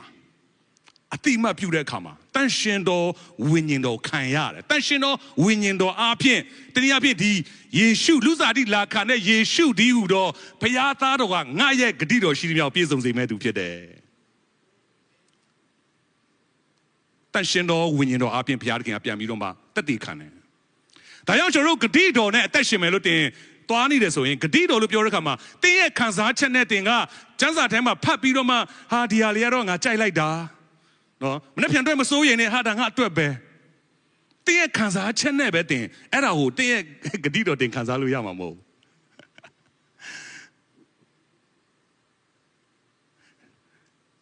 ယေရှုခရစ်တော်ကဘုရားသခင်ပြင်ဆင်ပေးတဲ့ဘုရားသခင်ရဲ့ပြီးပြည့်စုံသောဂတိတော်ဖြစ်တယ်လို့အဲ့ဒီယေရှုခရစ်တော်ဒီဟူသောဂတိတော်နဲ့တင်းရဲ့သက်တာတည်းမှာဘုရားသခင်ရဲ့ပြင်ဆင်ပေးတဲ့မင်္ဂလာတွေအားလုံးကိုဆက်ပြီးတော့မှတင်မြင်တွေ့လာရဖို့တာ၍သိမ့်ပိုက်နိုင်တော်သူဖြစ်ဖို့ရန်အတွက်ဂတိတော်ကိုတင်ဂတိတော်နဲ့အသက်ရှင်နေဆိုရင်တင်ဆက်ပြီးတော့မှဂတိတော်နဲ့ရှင်တော်တန့်ရှင်တော်ဝိညာဉ်တော်အားဖြင့်တင်ကဆက်ပြီးတော့မှအသက်ရှင်ရမှာဖြစ်တယ်ဂတိတော်ရှိသည်မြောက်တရားခံစားခြင်းနဲ့ပြောပြီးတော့မှတန်ရှင်တော်ဝိညာဉ်တော်ဖျောက်တင်ဟာစိတ်ဝင်စားဘူးနားလည်းမလဲဘူးတဘောလည်းမပေါက်ဘူးမိထားလည်းမဖွဲ့ဘူးယဉ်ကျေးမှုလည်းမရှိဘူးဆိုရင်ဂတိတော်နဲ့ရှင်တော်တန်ရှင်တော်ဝိညာဉ်တော်တွဲထားတယ်ဂတိတော်ဝဲတင်လို့ချင်ပြီးတန်ရှင်တော်ဝိညာဉ်တော်ဖျောက်တင်ငင်းပယ်လားဆိုရင်တင်တက်တာတည်းမှာအဲ့ဂတိတော်ဘယ်တော့မှပြည့်စုံလာမှာမဟုတ်ဘူးဂတိတော်ရှိသည်မြောက်ကိုတင်ထဲမှာ operate လုပ်သွားမှာမြင်တွေ့လာရစေမှာပေါ်ပေါက်လာစေမှာကတင်နဲ့ကျွန်တော်အထက်ကနေမှုဆောင်ပေးတဲ့တန်ရှင်တော်ဝိညာဉ်တော်ဖြစ်နေတာဂတိတော်နဲ့ရှင်တော်တန်ရှင်တော်ဝိညာဉ်တော်အားဖြင့်ဂတိတော်ရဲ့အကျိုးတရားခံစားရမှာဖြစ်တယ်โอเคနောက်တစ်ချက်ကြည့်မယ်ဆိုတော့ကျွန်တော်ခဏယောမ4:27မှာဂတိထားတော်မူသောသူသည်ဂတိတော်အတိုင်းဂတိတော်မပါဘဲနဲ့ဂတိထားတော်မူသောသူစီကနေတင်ပါအကျိုးမှတင်ခံစားရမှာမဟုတ်ဘူးဆိုတော့ဂတိတော်တင်တေချာတဘောပေါက်ဖို့လိုတယ်ဂတိတော်ကတင်နဲ့ကျွန်တော်ဖတ်ပြီးတော့မှတင်နဲ့ကျွန်တော်လိုချင်တဲ့အကြောင်းအရာလေးတစ်ချက်နှစ်ချက်ကိုတင်ဂတိတော်လို့တင်တတ်မှတ်နေတယ်ဆိုရင်တင်ဂတိတော်ကိုမသိသေးဘူးဂတိတော်ကိုမသိကျွမ်းသေးဘူးဆိုတော့ဂတိတော်အားဖြင့်ပဲဘုရားတွေကပြင်ဆင်ပေးမဲ့မင်္ဂလာတွေကိုတင်နဲ့ကျွန်တော်ကဝေးနေအောင်ပါပဲဒါကြောင့်ဂတိထားတော်မူသောသူဒီဂတိတော်အတိုင်းနောက်တစ်ဆက်လာပြီပါလဲတန်နိုင်တော်မူသည်အဲ့ဒီအထီးကတင်နဲ့ကျွန်တော်ဘာမှလုပ်စရာမလိုတဲ့အပိုင်းဂတိထားတော်မူသောသူဒီဂတိတော်တိုင်းတန်နိုင်တော်မူသည်ပြီးမှကိုနောက် object စိတ်ဆွဲလန်းလေဤဆိုတာဂတိထားတော်မူသောသူဖြစ်တဲ့ဘုရားသခင်ကဂတိတော်အတိုင်းတတ်နိုင်တယ်တဲ့ဒါကြောင့်ဘုရားသခင်မတတ်နိုင်တော်မူမရှိဘူးဘုရားသခင်ကအာငိုးဘွယ်အမှုတစ်တွေပြုပဲချီတော်မှုပြုပဲငါဘဝမှာငါရဲ့တက်တာထဲမှာဘုရားသခင်ကချီတော်မှုပြုပဲငါယုံတယ်ဆိုပေမဲ့သင်ကဂတိတော်ကိုတဘောမပေါက်ထားဘူးဆိုရင်ဘုရားကပါလေဂတိတော်အတိုင်းတတ်နိုင်တယ်လို့ပြောတာဂတိတော်မပါလာမယ်နဲ့ဘုရားရဲ့တတ်နိုင်ခြင်းကိုတင်မြင်တွေ့ရမှာမဟုတ်ဘူးဂတိတော်မပါလာပဲနဲ့ဘုရားသခင်ရဲ့တတ်နိုင်ခြင်းကိုသင်နဲ့ကျွန်တော်ရဲ့တက်တာထဲမှာမြင်တွေ့ရမှာမဟုတ်ဘူးဒါကြောင့်ယေရှုကပြောခဲ့တယ်ရှင်လုကာခန်းကြီး18အငယ်20မှာဗာပြောလဲဆိုတော့ ကိုတော်ကလည်းလူမတတ်နိုင်တော်မူကိုဖျားသခင်တတ်နိုင်တော်မူသည်ဟုမိန့်တော်မူ၏တွေ့လားတင်ကဂတိတော်ရဲ့တတ်နိုင်ခြင်းနဲ့တင်မတော်တတ်ဘူးဆိုလူရဲ့တတ်နိုင်ခြင်းနဲ့တင်ကအသက်ရှင်နေတာလူရဲ့တတ်နိုင်ခြင်းနဲ့တင်အသက်ရှင်နေတယ်ဆိုတော့အတိုင်းတာတစ်ခုအထိမှာတော့တင်သွားလို့ရပြီမဲ့အချိန်တစ်ခုရောက်ရင်တင်ကရှေ့ဆက်တိုးလို့မရတော့ဘူးဒါကြောင့်ယေရှုကဒီမှာလူမတတ်နိုင်တော်မူဖျားသခင်တတ်နိုင်တော်မူ၏ဒီနှုတ်ပတ်တော်ရဲ့အထက်မှာဆိုရင်အဓိကဘာကြောင့်ပြောတာလဲဆိုတာအင်မတန်မှစိတ်ဝင်စားဖို့ကောင်းတယ်ကျွန်တော်အဲ့ဒါကိုမပြောတော့အဓိကလူမတတ်နိုင်တဲ့အမှုတင်နဲ့ကျွန်တော်လုံးဝမတတ်နိုင်တဲ့အမှုကိုဖျားသခင်ကတတ်နိုင်တော်ဖျားဖြစ်တယ်ဖျားသခင်မတတ်နိုင်တော်အမှုမရှိကျမ်းစာထဲမှာအတိလင်းပြောထားတယ်ဖျားသခင်မတတ်နိုင်တော်အမှုလုံးဝမရှိဘူးဆိုတော့ဒါပေမဲ့ဖျားသခင်ရဲ့တတ်နိုင်ခြင်းကိုတင်နဲ့ကျွန်တော်တတ်တာထဲမှာမြင်တွေ့ရဖို့ဘယ်ပေါ်မှာမူတည်နေရလဲဂတိတော်အတိုင်းတတ်နိုင်တော်မူ၏လို့ပြောတာဒီမှာဂတိထားတော်မူကမူတော်သူကဂတိတော်တိုင်းတတ်နိုင်တော်မူ၏တရားဂတိထားတော်မူကိုလည်းမသိဘူးဂတိတော်ကိုလည်းမသိဘူးဆိုရင်အဲ့ဒီဖခင်ရဲ့တတ်နိုင်ဖခင်သခင်တတ်နိုင်တော်မူသည်ဆိုတဲ့ဖခင်ရဲ့တတ်နိုင်ခြင်းကိုတင်တဲ့ကျွန်တော်တက်တာထဲမှာမြင်တွေ့ရမှာမဟုတ်ဘူး။ဘာကြောင့်လဲဒီမှာပြောထားတယ်လေဖခင်သခင်ဒီဂတိထားတော်မူတော်သူဒီဂတိတော်အတိုင်းပဲအမှုပြုတာဂတိတော်မပါလာဘဲနဲ့တင်းရဲ့ခံစားချက်နဲ့တင်းရဲ့လှုပ်ဆောင်နိုင်စွာနဲ့တင်းရဲ့တွေးခေါ်နိုင်စွာနဲ့ကျွန်တော်တို့ရဲ့အကျင့်တီလာတွေနဲ့ဖခင်ရဲ့နော်တတ်နိုင်ခြင်းကိုတင်မျောလင့်နေတယ်ဆိုရင်တင်းအင်မတန်မှဖခင်တတ်နိုင်ခြင်းမထင်ရှားတဲ့အပြင်တင်းဘဝမှာတင်းကစူးစမ်းရုန်းကန်ဘာနဲ့တူလဲအရင်တော့ကျွန်တော် live မှာပြန်ပြီးဝင်ရင်တော့ကျွန်တော်စကားပြောတဲ့အရာဘယ်လိုခေါ်မလဲဆုတောင်းရင်းနဲ့ဖခင်နဲ့ဝေးတဲ့တက်တာတဲ့အဲ့ဒါဂတိတော်မတိပဲဆုတောင်းနေတာဘာသာရေးထဲမှာရှိသွားတာပေါ့ဒီနေ့ရပြီပြောမဆိုရင်နောက်တစ်ခုကဘာလဲအသက်ရှင်လျက်နဲ့အနာဂတ်ပျောက်တဲ့လူဟာတဲ့သေနေတဲ့သူထက်ဆိုးတယ်တဲ့ဆရာဒေးဗစ်ကျွန်တော်လွန်ခဲ့တဲ့2014မှာဒီမဲဆောက်မှာအဲ့ဒီစကလုံးနဲ့ကျွန်တော်ကပြန်ပြီးပြောင်းလဲတာကျွန်တော်ဖြစ်နေတာဘာကြောင့်လဲဆိုတော့ကျွန်တော်အခုဒီဖျားဂတိကြားဘူးတယ် standing on the promises of God standing ကြည့်ကြဆိုရလေဂတိတော်မြတ်၌တည်နေပါ၏ဘာဂတိဘသူပေးတဲ့ဂတိမှာတင်သွားတည်နေတာလဲဘယ်ဂတိမှာကျွန်တော်တို့တည်နေတာလဲမသိဘူးတချင်းပဲတည်တာဂတိတော်မြတ်၌တည်နေပါ၏တည်နေမူ၏ဟာကြည့်ကြဆိုခဲ့တာခွာရပြိုင်ပွဲတွေဝင်ဘယ်အသက်ရှင်အဲ့မှာအသက်ရှင်ရှင်နဲ့ဘာဖြစ်လဲခုနလိုမျိုးဆုတောင်းရင်းနဲ့ဖျားနဲ့ဝေးတဲ့တက်တာလေဘယ်ဂတိတော်မှမရှိတာဂတိတော်မဆွဲလာမဲနဲ့တင်ဘယ်လိုဆုတောင်းမှလဲကျွန်တော်တို့ဆုတောင်းနိုင်လုံးလို့သူကပြည့်စုံစီတာမဟုတ်လေဂတိတော်အားဖြင့်ကျွန်တော်တို့အကောင်းဆုံးအသက်ရှင်နေလို့လေကျွန်တော်လိုက်မှာအကောင်းဆုံးဖြစ်နေတာမဟုတ်ဘူးဂတိတော်အားဖြင့်ဖြစ်နေတာဂတိထားတော်မူတော်သူဒီဂတိတော်အတိုင်းတတ်နိုင်တယ်ဂတိတော်မပါလာဘဲနဲ့တင်ဂတိတော်မဆွဲလာမဲနဲ့တင်အားကိုအားကိုပြီးတော့မှကိုရဲ့လှုပ်ဆောင်မှုနဲ့ငါစက္ကန့်ပဲငါစူးစမ်းမယ်ငါဆုတောင်းမယ်ငါတင်းကိုတင်ပို့ပြီးအသက်ရှင်နေတယ်များအရာအလုံးကတင်းကိုတင်ဂတိတော်အတိုင်းမဟုတ်ဘဲနဲ့တင်းရဲ့လုံနိုင်တဲ့အတိုင်းပဲတင်သွားနေတယ်ဆိုရင်ဘုရားရဲ့တတ်နိုင်ခြင်းကိုတင်းသက်တာတော့မှမြင်တွေ့လာမှာမဟုတ်ဘူးလုံးဝမမြင်တွေ့ဘူးတင်းသူများတဲ့နည်းနည်းပါရှောက်လို့ရှောက်ပြောရှောက်ဒီလိုပဲပြောလိုက်တော့မှာပေါ့နော်အဲ့လိုလုံးရင်တော့ဖြစ်နေဒီခေတ်မှာ social media မှာအရန်ရှိတယ်လေလူတွေရဲ့အထင်ကြီးလေးစားခြင်းခံခြင်းလူတွေစိတ်ဝင်စားတာတခုလှုပ်လိုက်ကောင်းတဲ့အရာဖြစ်ဖြစ်မကောင်းတဲ့အရာဖြစ်ဖြစ်ဒါပေမဲ့အဲ့ဒါဘာကြိုးမှမရှိတာဖခင်ရဲ့တတ်နိုင်ခြင်းလူမတတ်နိုင်တော့မှုဖခင်တခင်တတ်နိုင်တယ်ကျွန်တော်တို့မတတ်နိုင်တဲ့မှုတွေအများကြီးရှိတယ်အမှန်တကယ်ကတတ်နိုင်တယ်ဆိုရင်ကိုတင်အရန်တတ်နိုင်တဲ့လူဖြစ်တယ်ဆိုရင်လေကျွန်တော်နှာခေါင်းပိတ်ပြီးတော့မှ10မိနစ်15မိနစ်လောက်နေလိုက်လေတင်တတ်နိုင်တယ်ဆိုရင်တင်အသက်ရှင်နိုင်တယ်ဆိုရင်တင်ကိုတင်တတ်နိုင်တယ်ဆိုရင်တင်နှာခေါင်းပိတ်ပြီးတော့မှ15မိနစ်လောက်နေကြည့်လိုက်ဘယ်လိုတတ်နိုင်တာလဲအသက်ရှူနေတာတော့မှဂျေဇုတော်ကြောင့်အသက်ရှင်နေတာဂျေဇုတော်ကြောင့်ဖခင်သခင်ရဲ့တတ်နိုင်ခြင်းကြောင့်ကျွန်တော်တို့ကအသက်ရှူနေရတာဒါကြောင့်အစောပိုင်းမှာ Facebook မှာကျွန်တော်စာတစ်ကြောင်းရေးဦးတယ်အသက်ရှင်နေရလို့အသက်ရှူနေရတာတင်အသက်ရှူနိုင်လို့အသက်ရှင်ရတာမဟုတ်ဘူးလေရှူနိုင်လို့တင်အသက်ရှင်ရတာမဟုတ်ဘူးလေရှူတိုင်းလည်းအသက်မရှင်ဘူးအောက်ဆီဂျင်တွေလေဟိုမှာကျွန်တော်တို့ကိုဗစ်တော့ဆိုအများကြီးတွေးခဲ့တယ်အောက်ဆီဂျင်ရှူရင်းနဲ့ဆုံးသွားတာပဲလေအောက်ဆီဂျင်ပေးတာပဲလေအောက်ဆီဂျင်မရလို့သူတို့ဆုံးတာမဟုတ်တော့ဘူးလေပေးထားတယ်လေဘာလို့အသက်မရှင်တာလဲ တော်များတော့အောက်ဆီဂျင်မရလို့ဆုံးတေအောက်ဆီဂျင်ဟိုဖြစ်လို့ပေါ့နော်အောက်ဆီဂျင်ကျလို့မဟုတ်ဘူးတတ်နိုင်တော်မူသောဖခင်သခင်ရှိတယ်ဖခင်ရဲ့တတ်နိုင်ခြင်းထဲမှာကျွန်တော်တို့အသက်ရှင်နေတာဖခင်ရဲ့တတ်နိုင်ခြင်းကြောင့်မဟုတ်တင်နှလုံးလဲတစ်ချက်တော့မခုန်နိုင်ဘူးအသက်လဲမရှူနိုင်ဘူးဘယ်ကလားတေချာစဉ်းစားကြည့်ရအောင်လက်တွေ့ကြကြကျွန်တော်ပြောနေတာတော့ဒါတလောက်လက်တွေ့ကြတာပြကြည့်လိုက်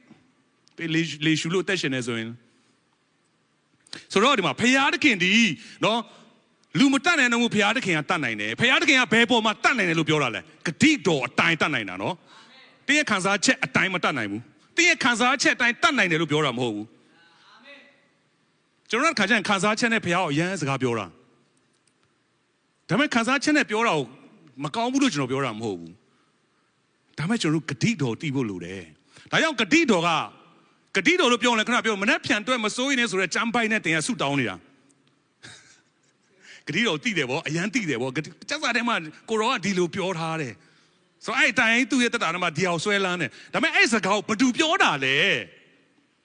မနဲ့ဖြန်တွဲမစိုးရင်လည်းလို့ပြောတာဘသူပြောတာလဲဘသူပြောထားတဲ့ဂတိလဲအဲ့ဒါကြီးကအဲ့ဒါကိုတင်သဘောပေါက်ရမှာအဲ့ဒီသူကိုဆွဲလန်းဂတိပေးထားတဲ့သူကဘသူလဲဂတိတော်ကရောဘသူလဲတင်နဲ့ကျွန်တော်နားလည်နေတဲ့ဂတိတော်မဟုတ်တော့ဘူးအဲ့လိုပြောလိုက်ရင်ဂတိတော်ကယေရှုခရစ်တော်ဖြစ်တယ်ယေရှုခရစ်တော်အားဖြင့်ဒါကြောင့်ဂတိတော်အတိုင်းလို့ပြောတဲ့အခါမှာယေရှုခရစ်တော်အားဖြင့်ဘုရားသခင်ကတင်နဲ့ကျွန်တော်ကိုပြောထားတာခတ်သိမ်းတော်မူတတ်စွမ်းနိုင်တယ်တဲ့ခရစ်တော်အားဖြင့်ခတ်သိမ်းတော်မူကိုတတ်စွမ်းနိုင်တယ်လို့ပြောတဲ့အခါမှာအဲ့ဒီခရစ်တော်ကဘာလို့လဲဂတိတော်ဖြစ်နေတာဒီမှာကျမ်းစာဖတ်ပြမယ်ဟေပြဲခ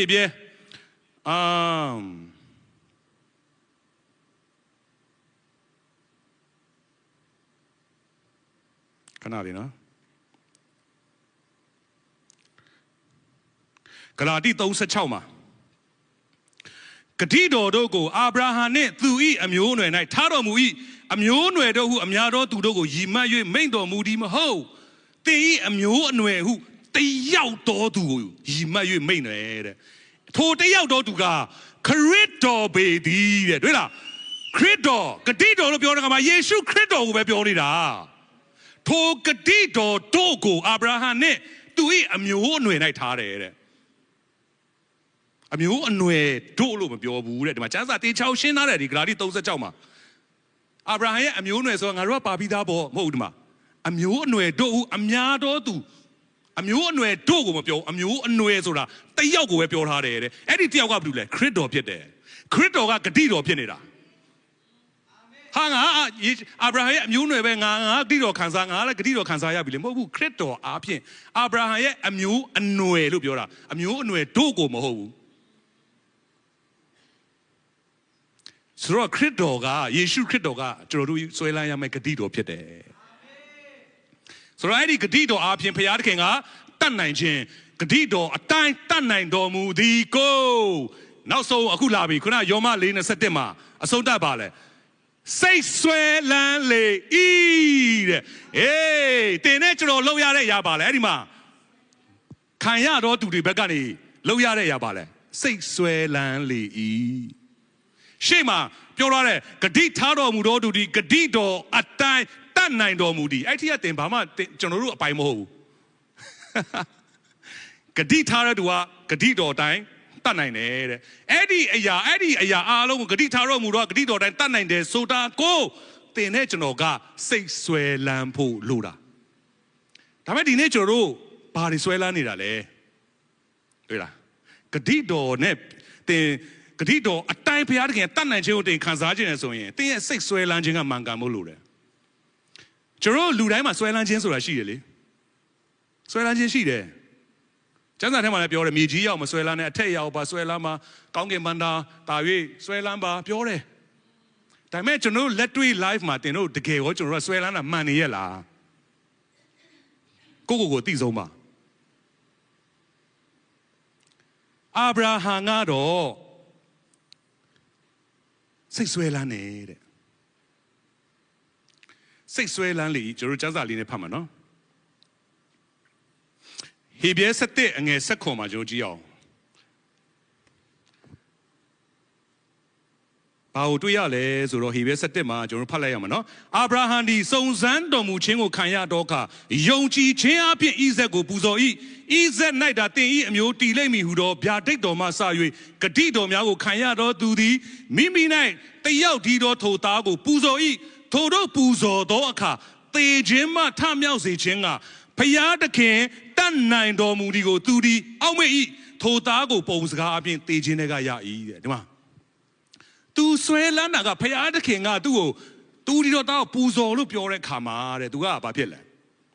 အဲ့ဒီမတိုင်ခင်မှာကျွန်တော်တို့ဒီမှာအာဗြဟံရဲ့အကြောင်းလေးနားထောင်ကြည့်အောင်ဆင်ခြင်ကြည့်အောင်အာဗြဟံရဲ့ life မှာနော်ကပ္ပဦးကျမ်းခန်းကြီး7မှာအာဗြဟံကိုဖယားသခင်ကမင်းရဲ့အမျိုးနွယ်တွေကထွက်ငါပြတ်တတ်တော့ပြီးကိုသွားလို့ပြောတဲ့ခါမှာဖယားစကားရောက်လာတဲ့ခါမှာအဲ့ဒီဖယားစကားမှာလေအရာအိုးမကောင်းတယ်နော်အဲ့ဒီဟေဘဲဆက်ငါပြတ်တတ်တော့ပြီးကိုသွားလို့ပြောပြီးတော့ဒီတိုင်းသွားခိုင်းတာမဟုတ်ဘူးအဲ့ဒီမှာတခါတည်းဂတိတော်ရေစပေးလိုက်တာဒါကိုကျွန်တော်တို့ဒီအောင်တဘောပေါက်မှရတော့မယ်အာဗြဟံရဲ့ဒီအကြောင်းပါဘောနော်ကပ္ပဦးကျမ်းခန်းကြီး7မှာထာဝရဘုရားဒီအာဗြဟံကိုခေါ်တော်မူ၍အငယ်1ကနေဖတ်တဲ့ခါမှာတင်ဤပင်နဲ့တကွအမျိုးသားချင်းပေါက်ပေါ်များတကထွက်ပြီးလေငါပြတ်လက်တော့ပြီးတော့တွားလို့ငါဒီတင့်ကိုလူမျိုးကြီးဖြစ်စေပြီငါကောင်းကြီးပိတ်၍တင်ဤနာမကိုကြည်မြတ်စေပြီတင်ဒီကောင်းကြီးခံရတော်သူဖြစ်လိမ့်မယ်ဟုတ်လားထွက်လို့ပြောပြီးတော့မှဒီတိုင်းပဲထွက်ခိုင်းလိုက်တာမဟုတ်ဘူးထွက်လို့ပြောပြီးမှထွက်မှငါကောင်းကြီးပေးမယ်လို့ပြောတာမဟုတ်တော့တခါတည်း promise တခါတည်းပေးလိုက်တာမင်းလူမျိုးထဲကထွက်ငါပြတ်လက်တော့ပြီးကိုတွားငါဒီတင့်ကိုလူမျိုးကြီးဖြစ်စေမယ်တဲ့ဒီနာမကိုကြည်မြတ်စေမယ်တင်ဒီကောင်းကြီးခံရတော်သူဖြစ်မယ်အာဗြဟံကိုပတ်တော်ဆူဆလာတဲ့ခါမှာစခေါ်တာနဲ့တခါတည်းဂတိပါတာဂတိတော်မှာကျွန်တော်တို့ဒီမှာပထမတစ်ချက်ဒါကပါလဲဆို personal promise personally promises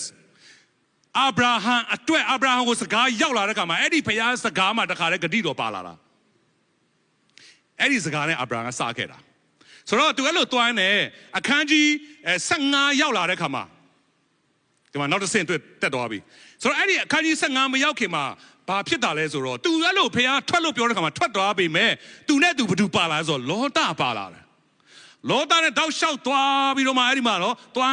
နဲ့နော်ပြဿနာတက်ပြီးသူတို့တိုးနွားကြောင်သားတွေပြဿနာတက်ကြတော့လောတနဲ့အာဗြဟံကခွာဖို့ဖြစ်သွားပြီအတူတူကမရှိတော့ဘဲနဲ့လောတနဲ့ခွာပြီးတဲ့နောက်မှာအခန်းကြီး15ရောက်လာတဲ့ခါမှာဒီမှာအငယ်4မှာတပန်ထာဝရဘုရားဤနှုတ်ကပတ်တော်ဒီရောက်လာဒီကဤသူဒီတင်ဤsorryခဏနော်အငယ်73မှာကပ္ပဦးကျမ်းခန်းကြီး73အငယ်15မှာကပ္ပဦးကျမ်းခန်းကြီး73အငယ်15မှာတင်မြင်သောမြေတစ်ပြင်လုံးကိုတင်နဲ့တင်ဤအမျိုးနွယ်အားငါသည်ကာလအစဉ်မြဲပေးမိတင်ဤအမျိုးနွယ်ကိုမြေမုံကဲ့သို့ငါများပြားစေမိတို့ဖြစ်၍လူဒီမြေမုံကိုရေတွက်နိုင်လေတင်ဤအမျိုးနွယ်ကိုရေတွက်နိုင်ကြလိမ့်မည်ဒီမှာလောတနဲ့ခွာသွားတဲ့နောက်မှာနောက်ထပ် promises ကိုထပ်လာတယ်ပထမပါလဲ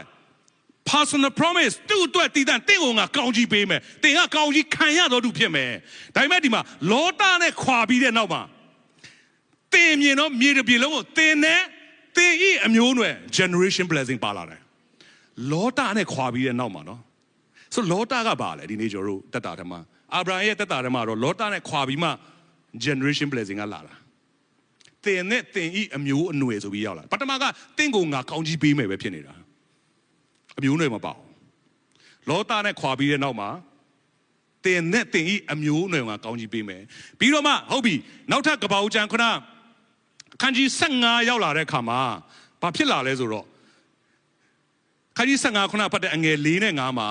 တပန်ထာဝရဘုရားနှုတ်ပတ်တော်ရောက်လာဒီကဤသူတင်ဤအမွေခံမဖြစ်ရတင်ဤကိုယ်တည်းကထွက်တော်သူတွေတင်ဤအမွေခံဖြစ်လိမ့်မည်ဟုမိန့်တော်မူပြီးလျင်အာဗြဟံကိုပြင်တို့ထုတ်ဆောင်တော်မူ၍မိုးကောင်းကင်ကိုမျှော်ကြည့်လို့ကျယ်များကိုရေတွက်နိုင်လေရေတွက်နိုင်လို့တင်ဤအမျိုးနွယ်ဒီထိုတို့ဖြစ်လိမ့်မည်တဲ့ဆိုတော့ဒီမှာနောက်တစ်ဆင့်ကဘာဖြစ်သွားလဲဆိုတော့သူကလောတကိုဖမ်းသွားပြီးတော့မှဒီတောတုံမင်းကြီးတွေနဲ့အကုန်နော်မင်းကြီး5ပါးဖမ်းသွားတယ်ပြီးတော့အာဗြဟံလိုက်ပြီးတော့မှတိုက်ပြီးတော့မှလောတကိုပြန်ကယ်လာတယ်အဲ့လိုကယ်လာပြီးတဲ့အခါမှာသူပြန်လာတာနဲ့ဘာလုပ်လဲရှာလင်မင်းကြီးကိုဆယ်ဖို့တပုတ်ပေးတယ်ကိုးကွယ်တာအဲ့ဒီနောက်မှာနောက်ထပ် blessing တခုထပ်လာတာနောက်ထပ် promise တခုထပ်လာတာဖခင်တခင်ကဒီမှာအာဗြဟံဆိုတော့ခဏပေးတော့တယ်ဒါပေမဲ့နောက်ဆုံးတစ်ဆင့်မှာဘယ်မှာတွားပြီးအဆုံးသတ်လဲဆိုတော့ကပ္ပဦးကျမ်းခန်းကြီး22အငယ်7လောက်ကနေဖတ်တဲ့အခါမှာ သူ့ရဲ့ဒီ Abraham ရဲ့ life တစ်ခုလုံးမှာပါလဲနောက်ထပ် promises ကပထမ personal promise generation promise ကနေနောက်ဆုံးအဘာ promise ပေးလိုက်လဲဘုရားက national promise တနည်းအားဖြင့် global promise လို့ပြောလို့ရတယ်ဖတ်ကြည့်အောင်ကပ္ပဦးကျမ်းခန်းကြီး20နဲ့ငယ်ဆက်ခွန်မှာငါဒီသင်အားအစဉ်မြဲကောင်းကြီးပေးမိသင်ဤအမျိုးနွယ်ကိုလည်းကောင်းကင်ခြေကဲတို့၎င်းသမုဒ္ဒရာတဲလုံးကဲတို့၎င်းအစဉ်ဖွားများစေမိသင်ဤအမျိုးနွယ်သည်ရန်သူတို့ဤမြို့တကာများကိုဆိုရလိမ့်မည်သင်ဤအမျိုးနွယ်အားဖြင့်လူမျိုးပေါင်းတို့သည်ကောင်းကြီးမင်္ဂလာကိုခံရကြလိမ့်မည်ငါဤစကားကိုသင်သည်နားထောင်သောကြောင့်ငါဒီကိုတိုင်တိုင်တည်၍ကျိန်ဆိုဤဟုထာဝရဘုရားမိန့်တော်မူ၏ဒီမှာ global blessing global promise Abraham ရဲ့အမျိုးကို generation ပဲမဟုတ်တော့တိုင်းနိုင်ငံအသီးသီးပေါ်မှာလွှမ်းမိုးနိုင်တဲ့ကောင်းကြီးမင်္ဂလာဂတိတော်ကိုဘုရားသခင်ကအာဗြဟံကိုပေးလိုက်တယ်ဆိုတော့ဒီနေရာမှာခုနကျွန်တော်တို့ယောမလေး27မှာစိတ်ဆွဲလန်းနေဆိုတော့အာဗြဟံရဲ့ဆွဲလန်းခြင်းကြောင့်အာဗြဟံကအဲ့ဒီဂတိတော်ဂတိထားတော်မူတော်သူဒီဂတိတော်တိုင်းတတ်နိုင်တယ်ဆိုတော့သူတက်တာဒီမှာ personal promise ဘာမှတစ်ဆက်ထွက်ဆိုပြောတယ်မှာ personal ဂတိတော်တွေသူ့ပေးတယ်ပြီးတော့မှမျိုးနွယ်နဲ့ဆက်ဆိုင်တဲ့ဂတိတော်သူ့ပေးတယ် generation နဲ့ဆက်ဆိုင်တဲ့ဂတိတော်တွေပေးတယ်နောက်ပြီးတော့မှ global လူမျိုးတကာပေါ်မှာနဲ့သက်ဆိုင်တဲ့ဂတိတော်သူ့ပေးတယ်အဲ့ဒီဂတိတော်တွေအားလုံးကိုသူကဆွဲလန်းနေတာ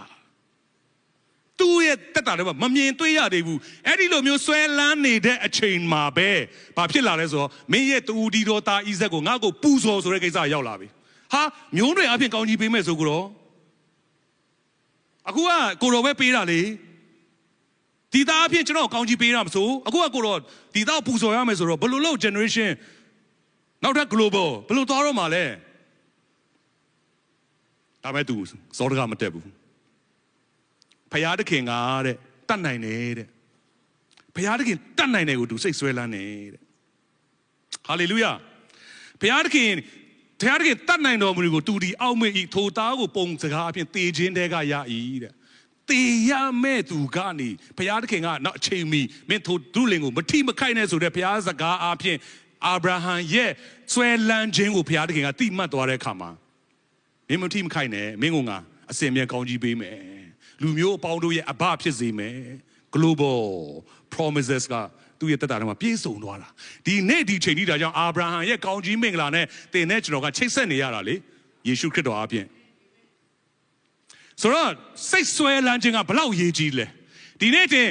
ဂတိပေးထားတဲ့သူလည်းတင်ရှိတယ်ဂတိတော်လည်းတင်ရရှိထားတယ်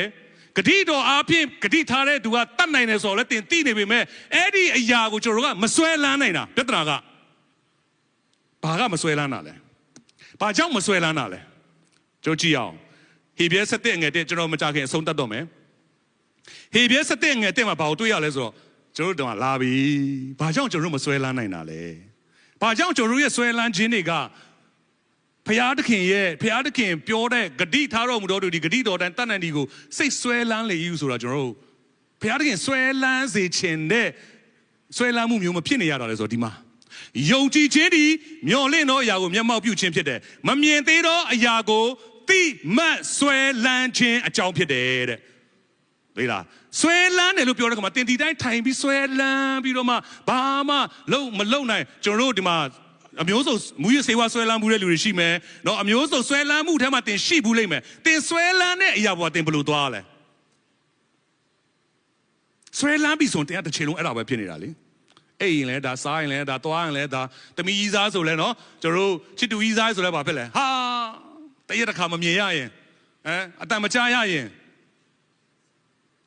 တင်းရဲ့ဆွဲလန်းမှုကတင့်ကိုအမြဲတမ်းပါဖြစ်နေရလားတင်းအဲ့နောက်ပါနေတာလေတင်းရဲ့ဆွဲလန်းမှုနောက်ကိုတင်းကပါနေတာတင်းနောက်ကိုတင်းရဲ့ဆွဲလန်းမှုမပါလာဘူးတင်းဆွဲလန်းတဲ့နောက်ကိုတင်းကပါနေတာနော်တင်းကိုဥဆောင်နေတာတင်းရဲ့ဆွဲလန်းတဲ့အရာဒီမှာယုံကြည်ခြင်းကပါလေမမြင်သေးတော့အရာတို့ကိုသိမှဆွဲလန်းတယ်ဒါဆိုရင်တင်းဆွဲလန်းနေတဲ့အရာတင်းရဲ့ယုံကြည်ခြင်းဖြစ်နေပြီဆိုတော့တင်းဆွဲလန်းတဲ့အရာကခုနပြောပြီးဂတိထားတော်မူသောသူတင်မဆွဲလန်းဘူးဂတိတော်ကိုလည်းတင်မဆွဲလန်းဘူးဆိုရင်တင်ဆွဲလန်းနေသောအရာကဘုရားသခင်ရဲ့ဂတိတော်တွေမဟုတ်တော့ဘူး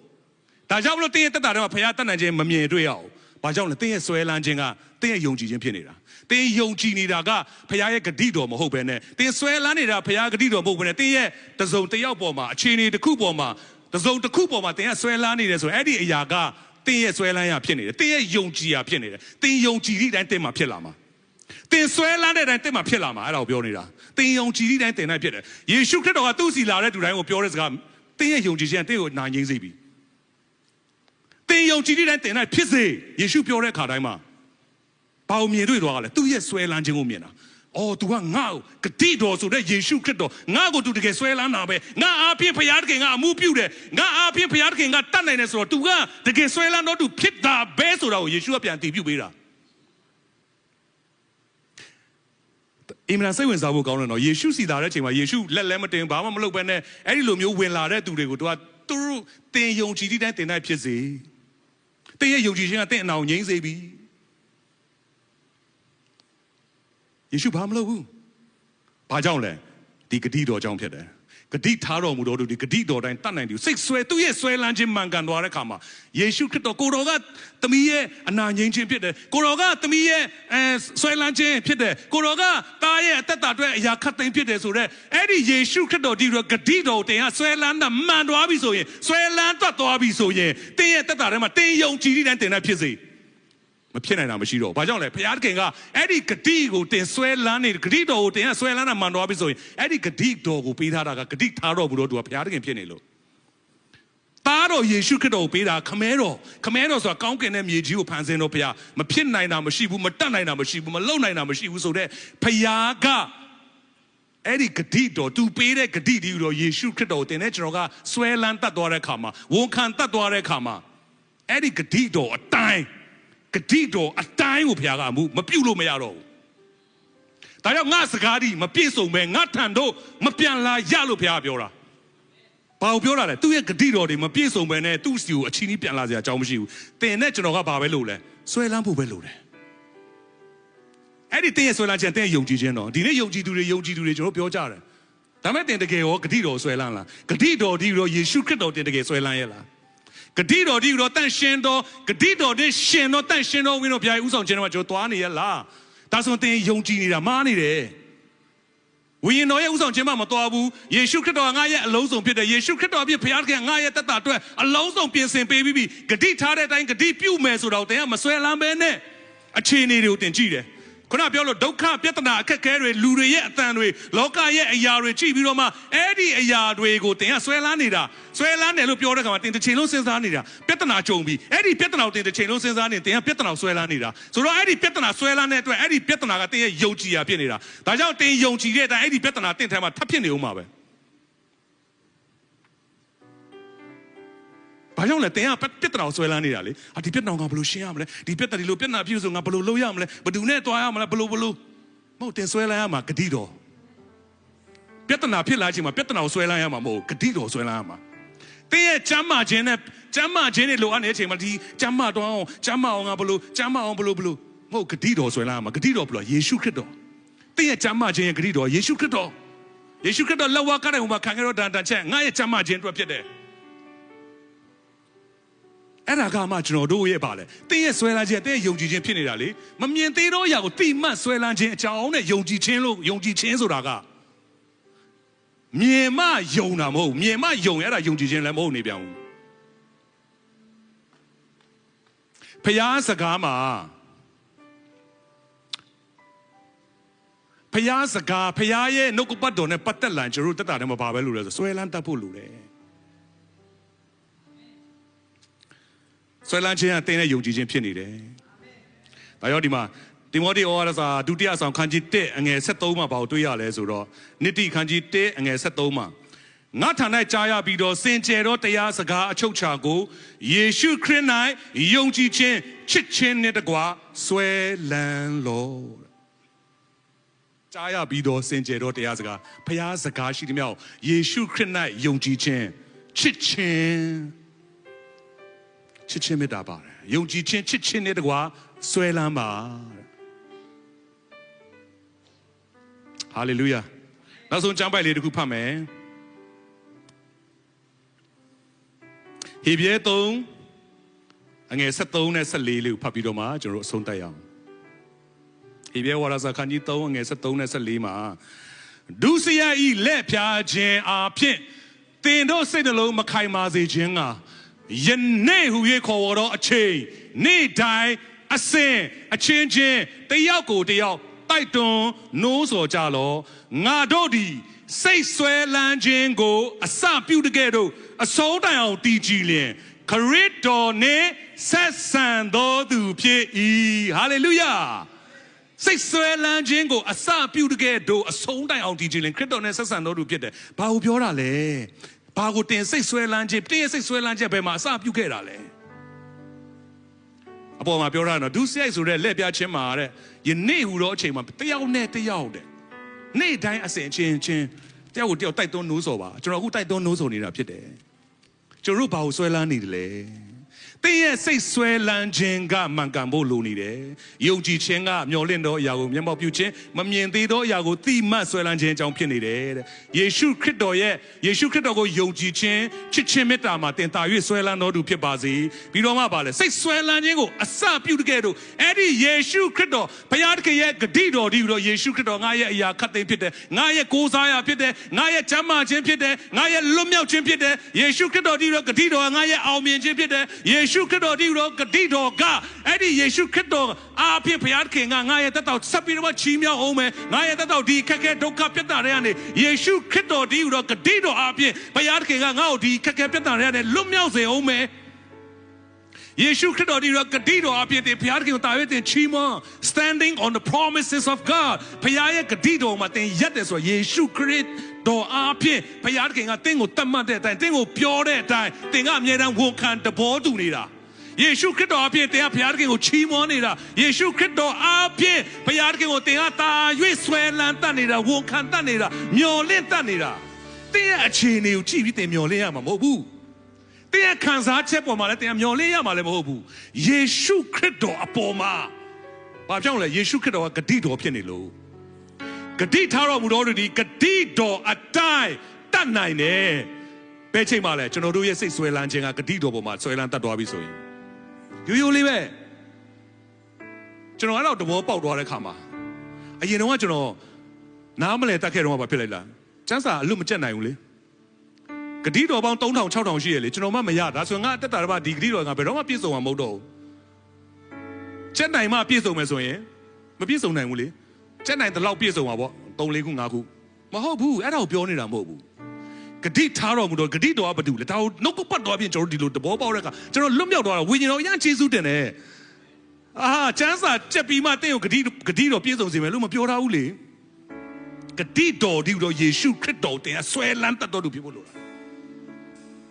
စိတ်ဆွဲလန်းခြင်းကိုအစပြုလေအဆုံးတိုင်အောင်တည်ကြည်လင်ခရစ်တော်နဲ့ဆက်ဆံတော်သူတဲ့တင်အဲ့ဒီဂတိတော်ပေါ်မှာတင်ဒီဇိုင်းမမအခြေအနေတိုင်းမှာခန်းစားချက်တိုင်းမှာခန်းစားချက်မကောင်းလေကိုတော်ယေရှုဖေဟာကိုတော်ချီးမွမ်းတယ်ကိုတော်ကိုးကွယ်မယ်အခြေအနေကရှိတယ်ခန်းစားချက်တွေလည်းရှိနေမှာပဲအဲ့ဒီအခြေအနေတွေခန်းစားချက်တွေအားလုံးကကျွန်တော်ပြောပြီးအစမှာကျွန်တော်ပြောလို့ယေရှုခရစ်တော်အပြင်တင်ကအောင်မြင်တော်သူဖြစ်တယ်ဆိုတော့တို့ကလာပြီးတက်တေထူဖို့ရောက်လာတာ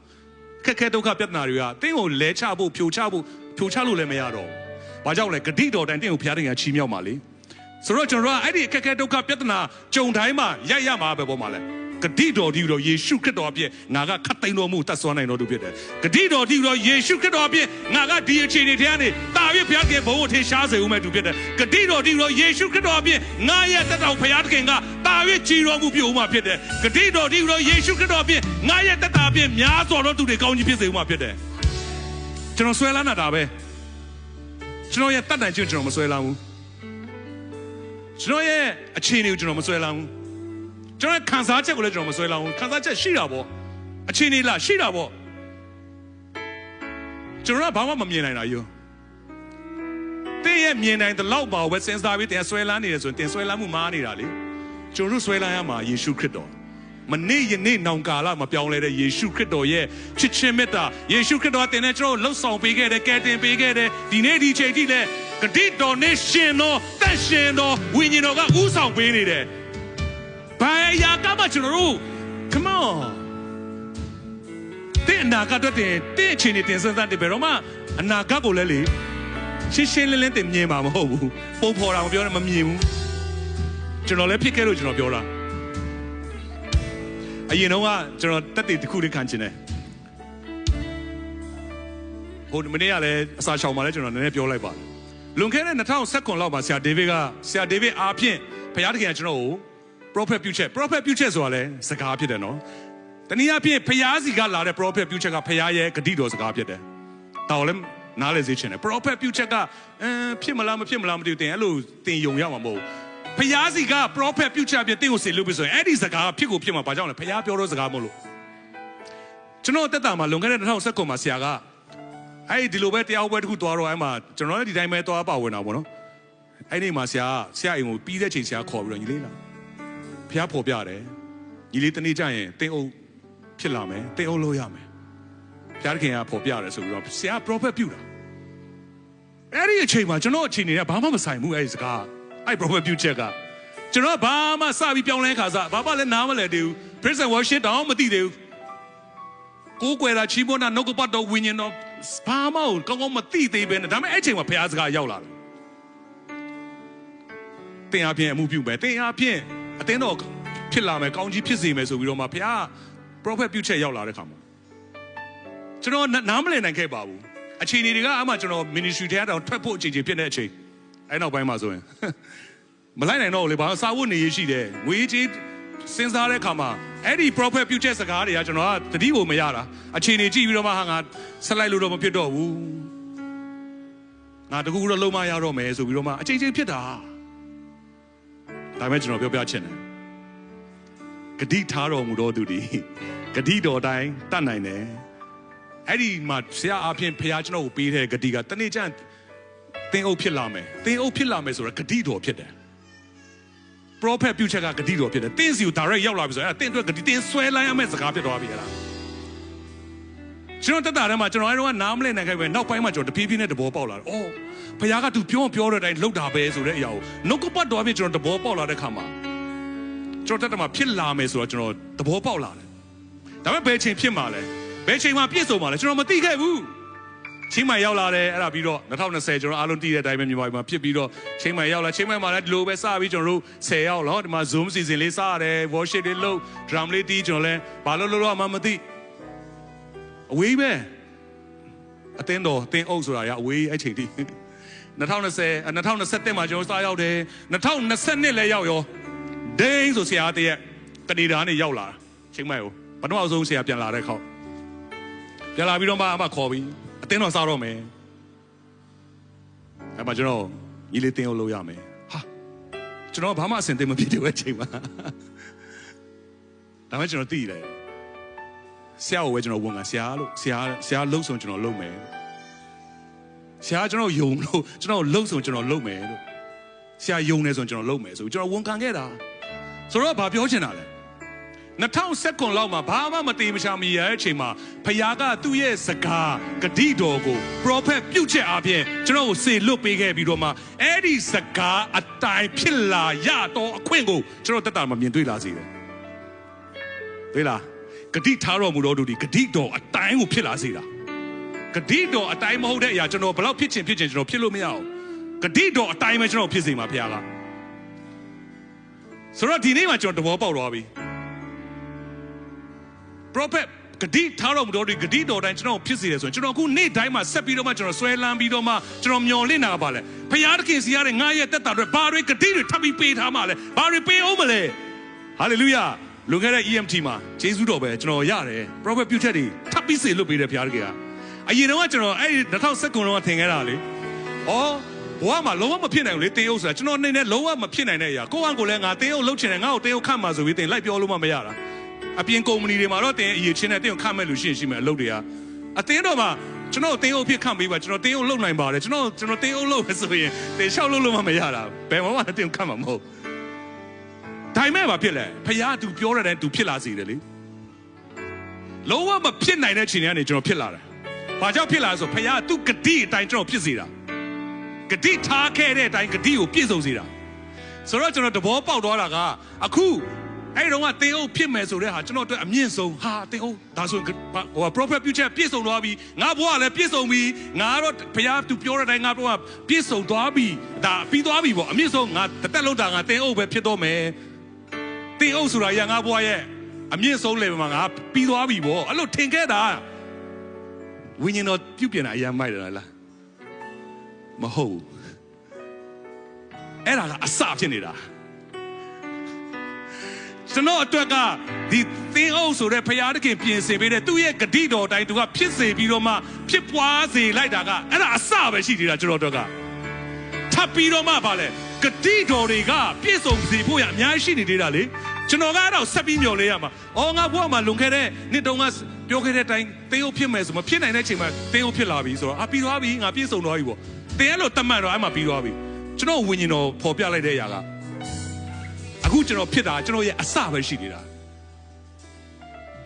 ဘာကြောင့်လဲသူ့ရဲ့ဂတိတော်တိုင်းကျွန်တော်ကိုဆက်ပြီးတော့မှဘုရားသခင်ပို့ဆောင်ပြီးတော့မှပြုမဲ့အမှုအရာတွေကကျွန်တော်မျက်စိနဲ့မမြင်နားဖြင့်မကြားစိတ်နှလုံးဖြင့်မကြံစီရသေးတဲ့အရာတွေအများရှိနေသေးတယ်အဲ့ဒီအရာတွေကိုလေတဲ့ဘယ်သူပေါ်ပြတာလဲဂတိတော်နဲ့ရှင်တော်တန်ရှင်တော်ဝိညာဉ်တော်ကပေါ်ပြတာတဲ့အတွက်ပြင်ဆင်ထားတဲ့အရာတွေမျက်စိနဲ့မမြင်နားဖြင့်မကြားစိတ်နှလုံးဖြင့်မကြံစီသေးတဲ့အရာတွေတဲ့အခုဖြစ်နေတာတွေကတော့တဲ့ရဲ့အစပဲတဲ့အခုချီးမြှောက်ခံနေရတယ်ဆိုတာလေတဲ့အစပဲရှိနေတာအဲ့ဒါတဲ့ပြီးတော့တာမဟုတ်ဘူးအစလာအောင်မဂတိတော်နဲ့ရှင်တော်ဝိညာဉ်တော်ကတဲ့ပေါ်ပြလာတဲ့အခါမှာဒါကြောင့်ဒီရက်ပိုင်းမှာကျွန်တော်လုံးဝမမျှော်လင့်တာပဲ prophet future တွေထပ်ရတယ်ဝါလာနေပြီလေ prophet future တွေထပ်ရတယ်အနီရိုဒါလည်းကျွန်တော် prophet ပြုတယ်ကျွန်တော်သိတယ်ပြည့်စုံပါဘာကြောင့်လဲဂတိထားတော်မူတော်သူဒီဂတိတော်တိုင်းသူကပြည့်စုံစေမှာဖြစ်တယ်ကျွန်တော်ကြောင့်ပြည့်စုံမှာမဟုတ်သူဂတိပေးလိုက်ပြီဖြစ်တော့ကြောင့်ကျွန်တော်ကစိတ်ဆွဲလန်းဖို့လိုတယ်ကျွန်တော်ကလက်ခံဖို့လိုတယ်ကျွန်တော်ကဝန်ခံဖို့လိုတယ်ကိုတော်ပြောတဲ့အတိုင်းကိုတော်တတ်မှတ်ထားတဲ့အတိုင်းကိုတော်ရဲ့အကြံစီတော်ရှိတဲ့တိုင်းကျွန်တော်တက်တာမှာပြည့်စုံလာမှာဖြစ်တော့ကြောင့်ဂျေဇုတင်တယ်ဆိုတော့ဒါပဲလိုတာကျွန်တော်တက်မှာအဲ့တော့ကျွန်တော်တဘောပေါက်သွားတာဒါကြောင့်ကျွန်တော်တို့တက်တာထဲမှာတင်းရဲ့စိတ်ဆွဲလန်းခြင်းကိုတင်တတိပြုပါတင်းရဲ့ဆွဲလန်းခြင်းတင်းရဲ့ယုံကြည်ခြင်းဖြစ်နေတယ်ခရစ်တော်နဲ့ဆက်ဆံတော်သူကခရစ်တော်ကိုဆွဲလန်းတော်သူပြောတာနော်ဆက်ဆံတယ်ဆိုတာဘာလဲဒီလားတလုံးတဝတည်းဖြစ်နေတာကိုပြောနေတာနော်ကျွန်တော်ဇနီးလင်မယားဇနီးမောင်နှံကိုကျွန်တော်တို့ကနော်သူတို့ရဲ့ relationship ကိုကျွန်တော်တို့ဘယ်လိုပြောလဲစာနဲ့ပြောမလို့ဆက်ဆံတယ်လို့သုံးတယ်လေအရန် deep ဖြစ်တယ်နော်ဆက်ဆံတယ်ဆိုတာပတ်သက်တာမဟုတ်ဘူး intimate relationship ကိုပြောတာခရစ်တော်နဲ့တင်ကဆက်ဆံတော်သူဖြစ်တယ်ဆိုတာပါလဲစိတ်ဆွဲလန်းခြင်းခရစ်တော်ကိုတင်ဆွဲလန်းပြီးတော့မှအသက်ရှင်နေခြင်းကခရစ်တော်နဲ့ဆက်ဆံတော်သူ intimate relationship ထဲမှာတင်ရှိနေတာကိုပြောနေတာအဲ့ဒါကတင်ရဲ့ယုံကြည်ခြင်းဖြစ်တယ်ဖခင်တခင်ကျွန်တော်တို့ကိုပြင်ဆင်ပေးတဲ့ယုံကြည်ခြင်းခရစ်တော်အားဖြင့်ပေးတဲ့ intimate relationship ကယေရှုခရစ်တော်အားဖြင့်ရတာဒါကြောင့်ယေရှုမပါလာဘဲနဲ့ယေရှုခရစ်တော်အားဖြင့်မဟုတ်ဘဲနဲ့တင်ဘာမှရမှာမဟုတ်ဘူးဘာလို့လဲဂတိထားတော်မူတော်သူကဂတိတော်ဆိုတဲ့ယေရှုခရစ်တော်အားဖြင့်ပဲပြည့်စုံစေတာအဲ့ရောက်တဘောပေါက်ဖို့ကလည်းဂတိတော်နဲ့ရှင်တော်တန့်ရှင်တော်ဝိညာဉ်တော်ကပဲကျွန်တော်တို့နားလည်စေတာ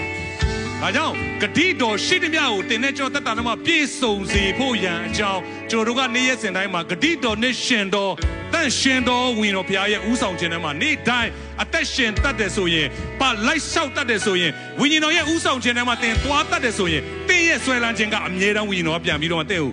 မှန်ကန်တော့ဆွဲလန်းခြင်းနဲ့တင်းဥဆောင်တယ်နေ့တိုင်းမှာစာတန်ရဲ့လောက်ရကလည်းတင်းကိုမာယွင်းစွာဆွဲလန်းဖို့ပဲတင်းကိုမှုပြုနေတာနော်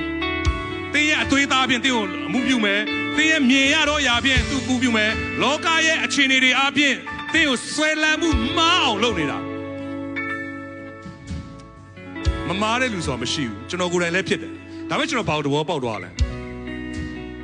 ကျွန်တော်ဟာနဲ့ကျွန်တော်ရဲ့တတ်နိုင်ခြင်းနဲ့ကျွန်တော်ရဲ့ဖြောက်မှတ်ခြင်းနဲ့ကျွန်တော်ရဲ့အကောင်းဆုံးသက်ရှင်ခြင်းနဲ့ဂတိတော်ရှိသမျှကျွန်တော်ခံစားရမှာမဟုတ်ဘူးလေ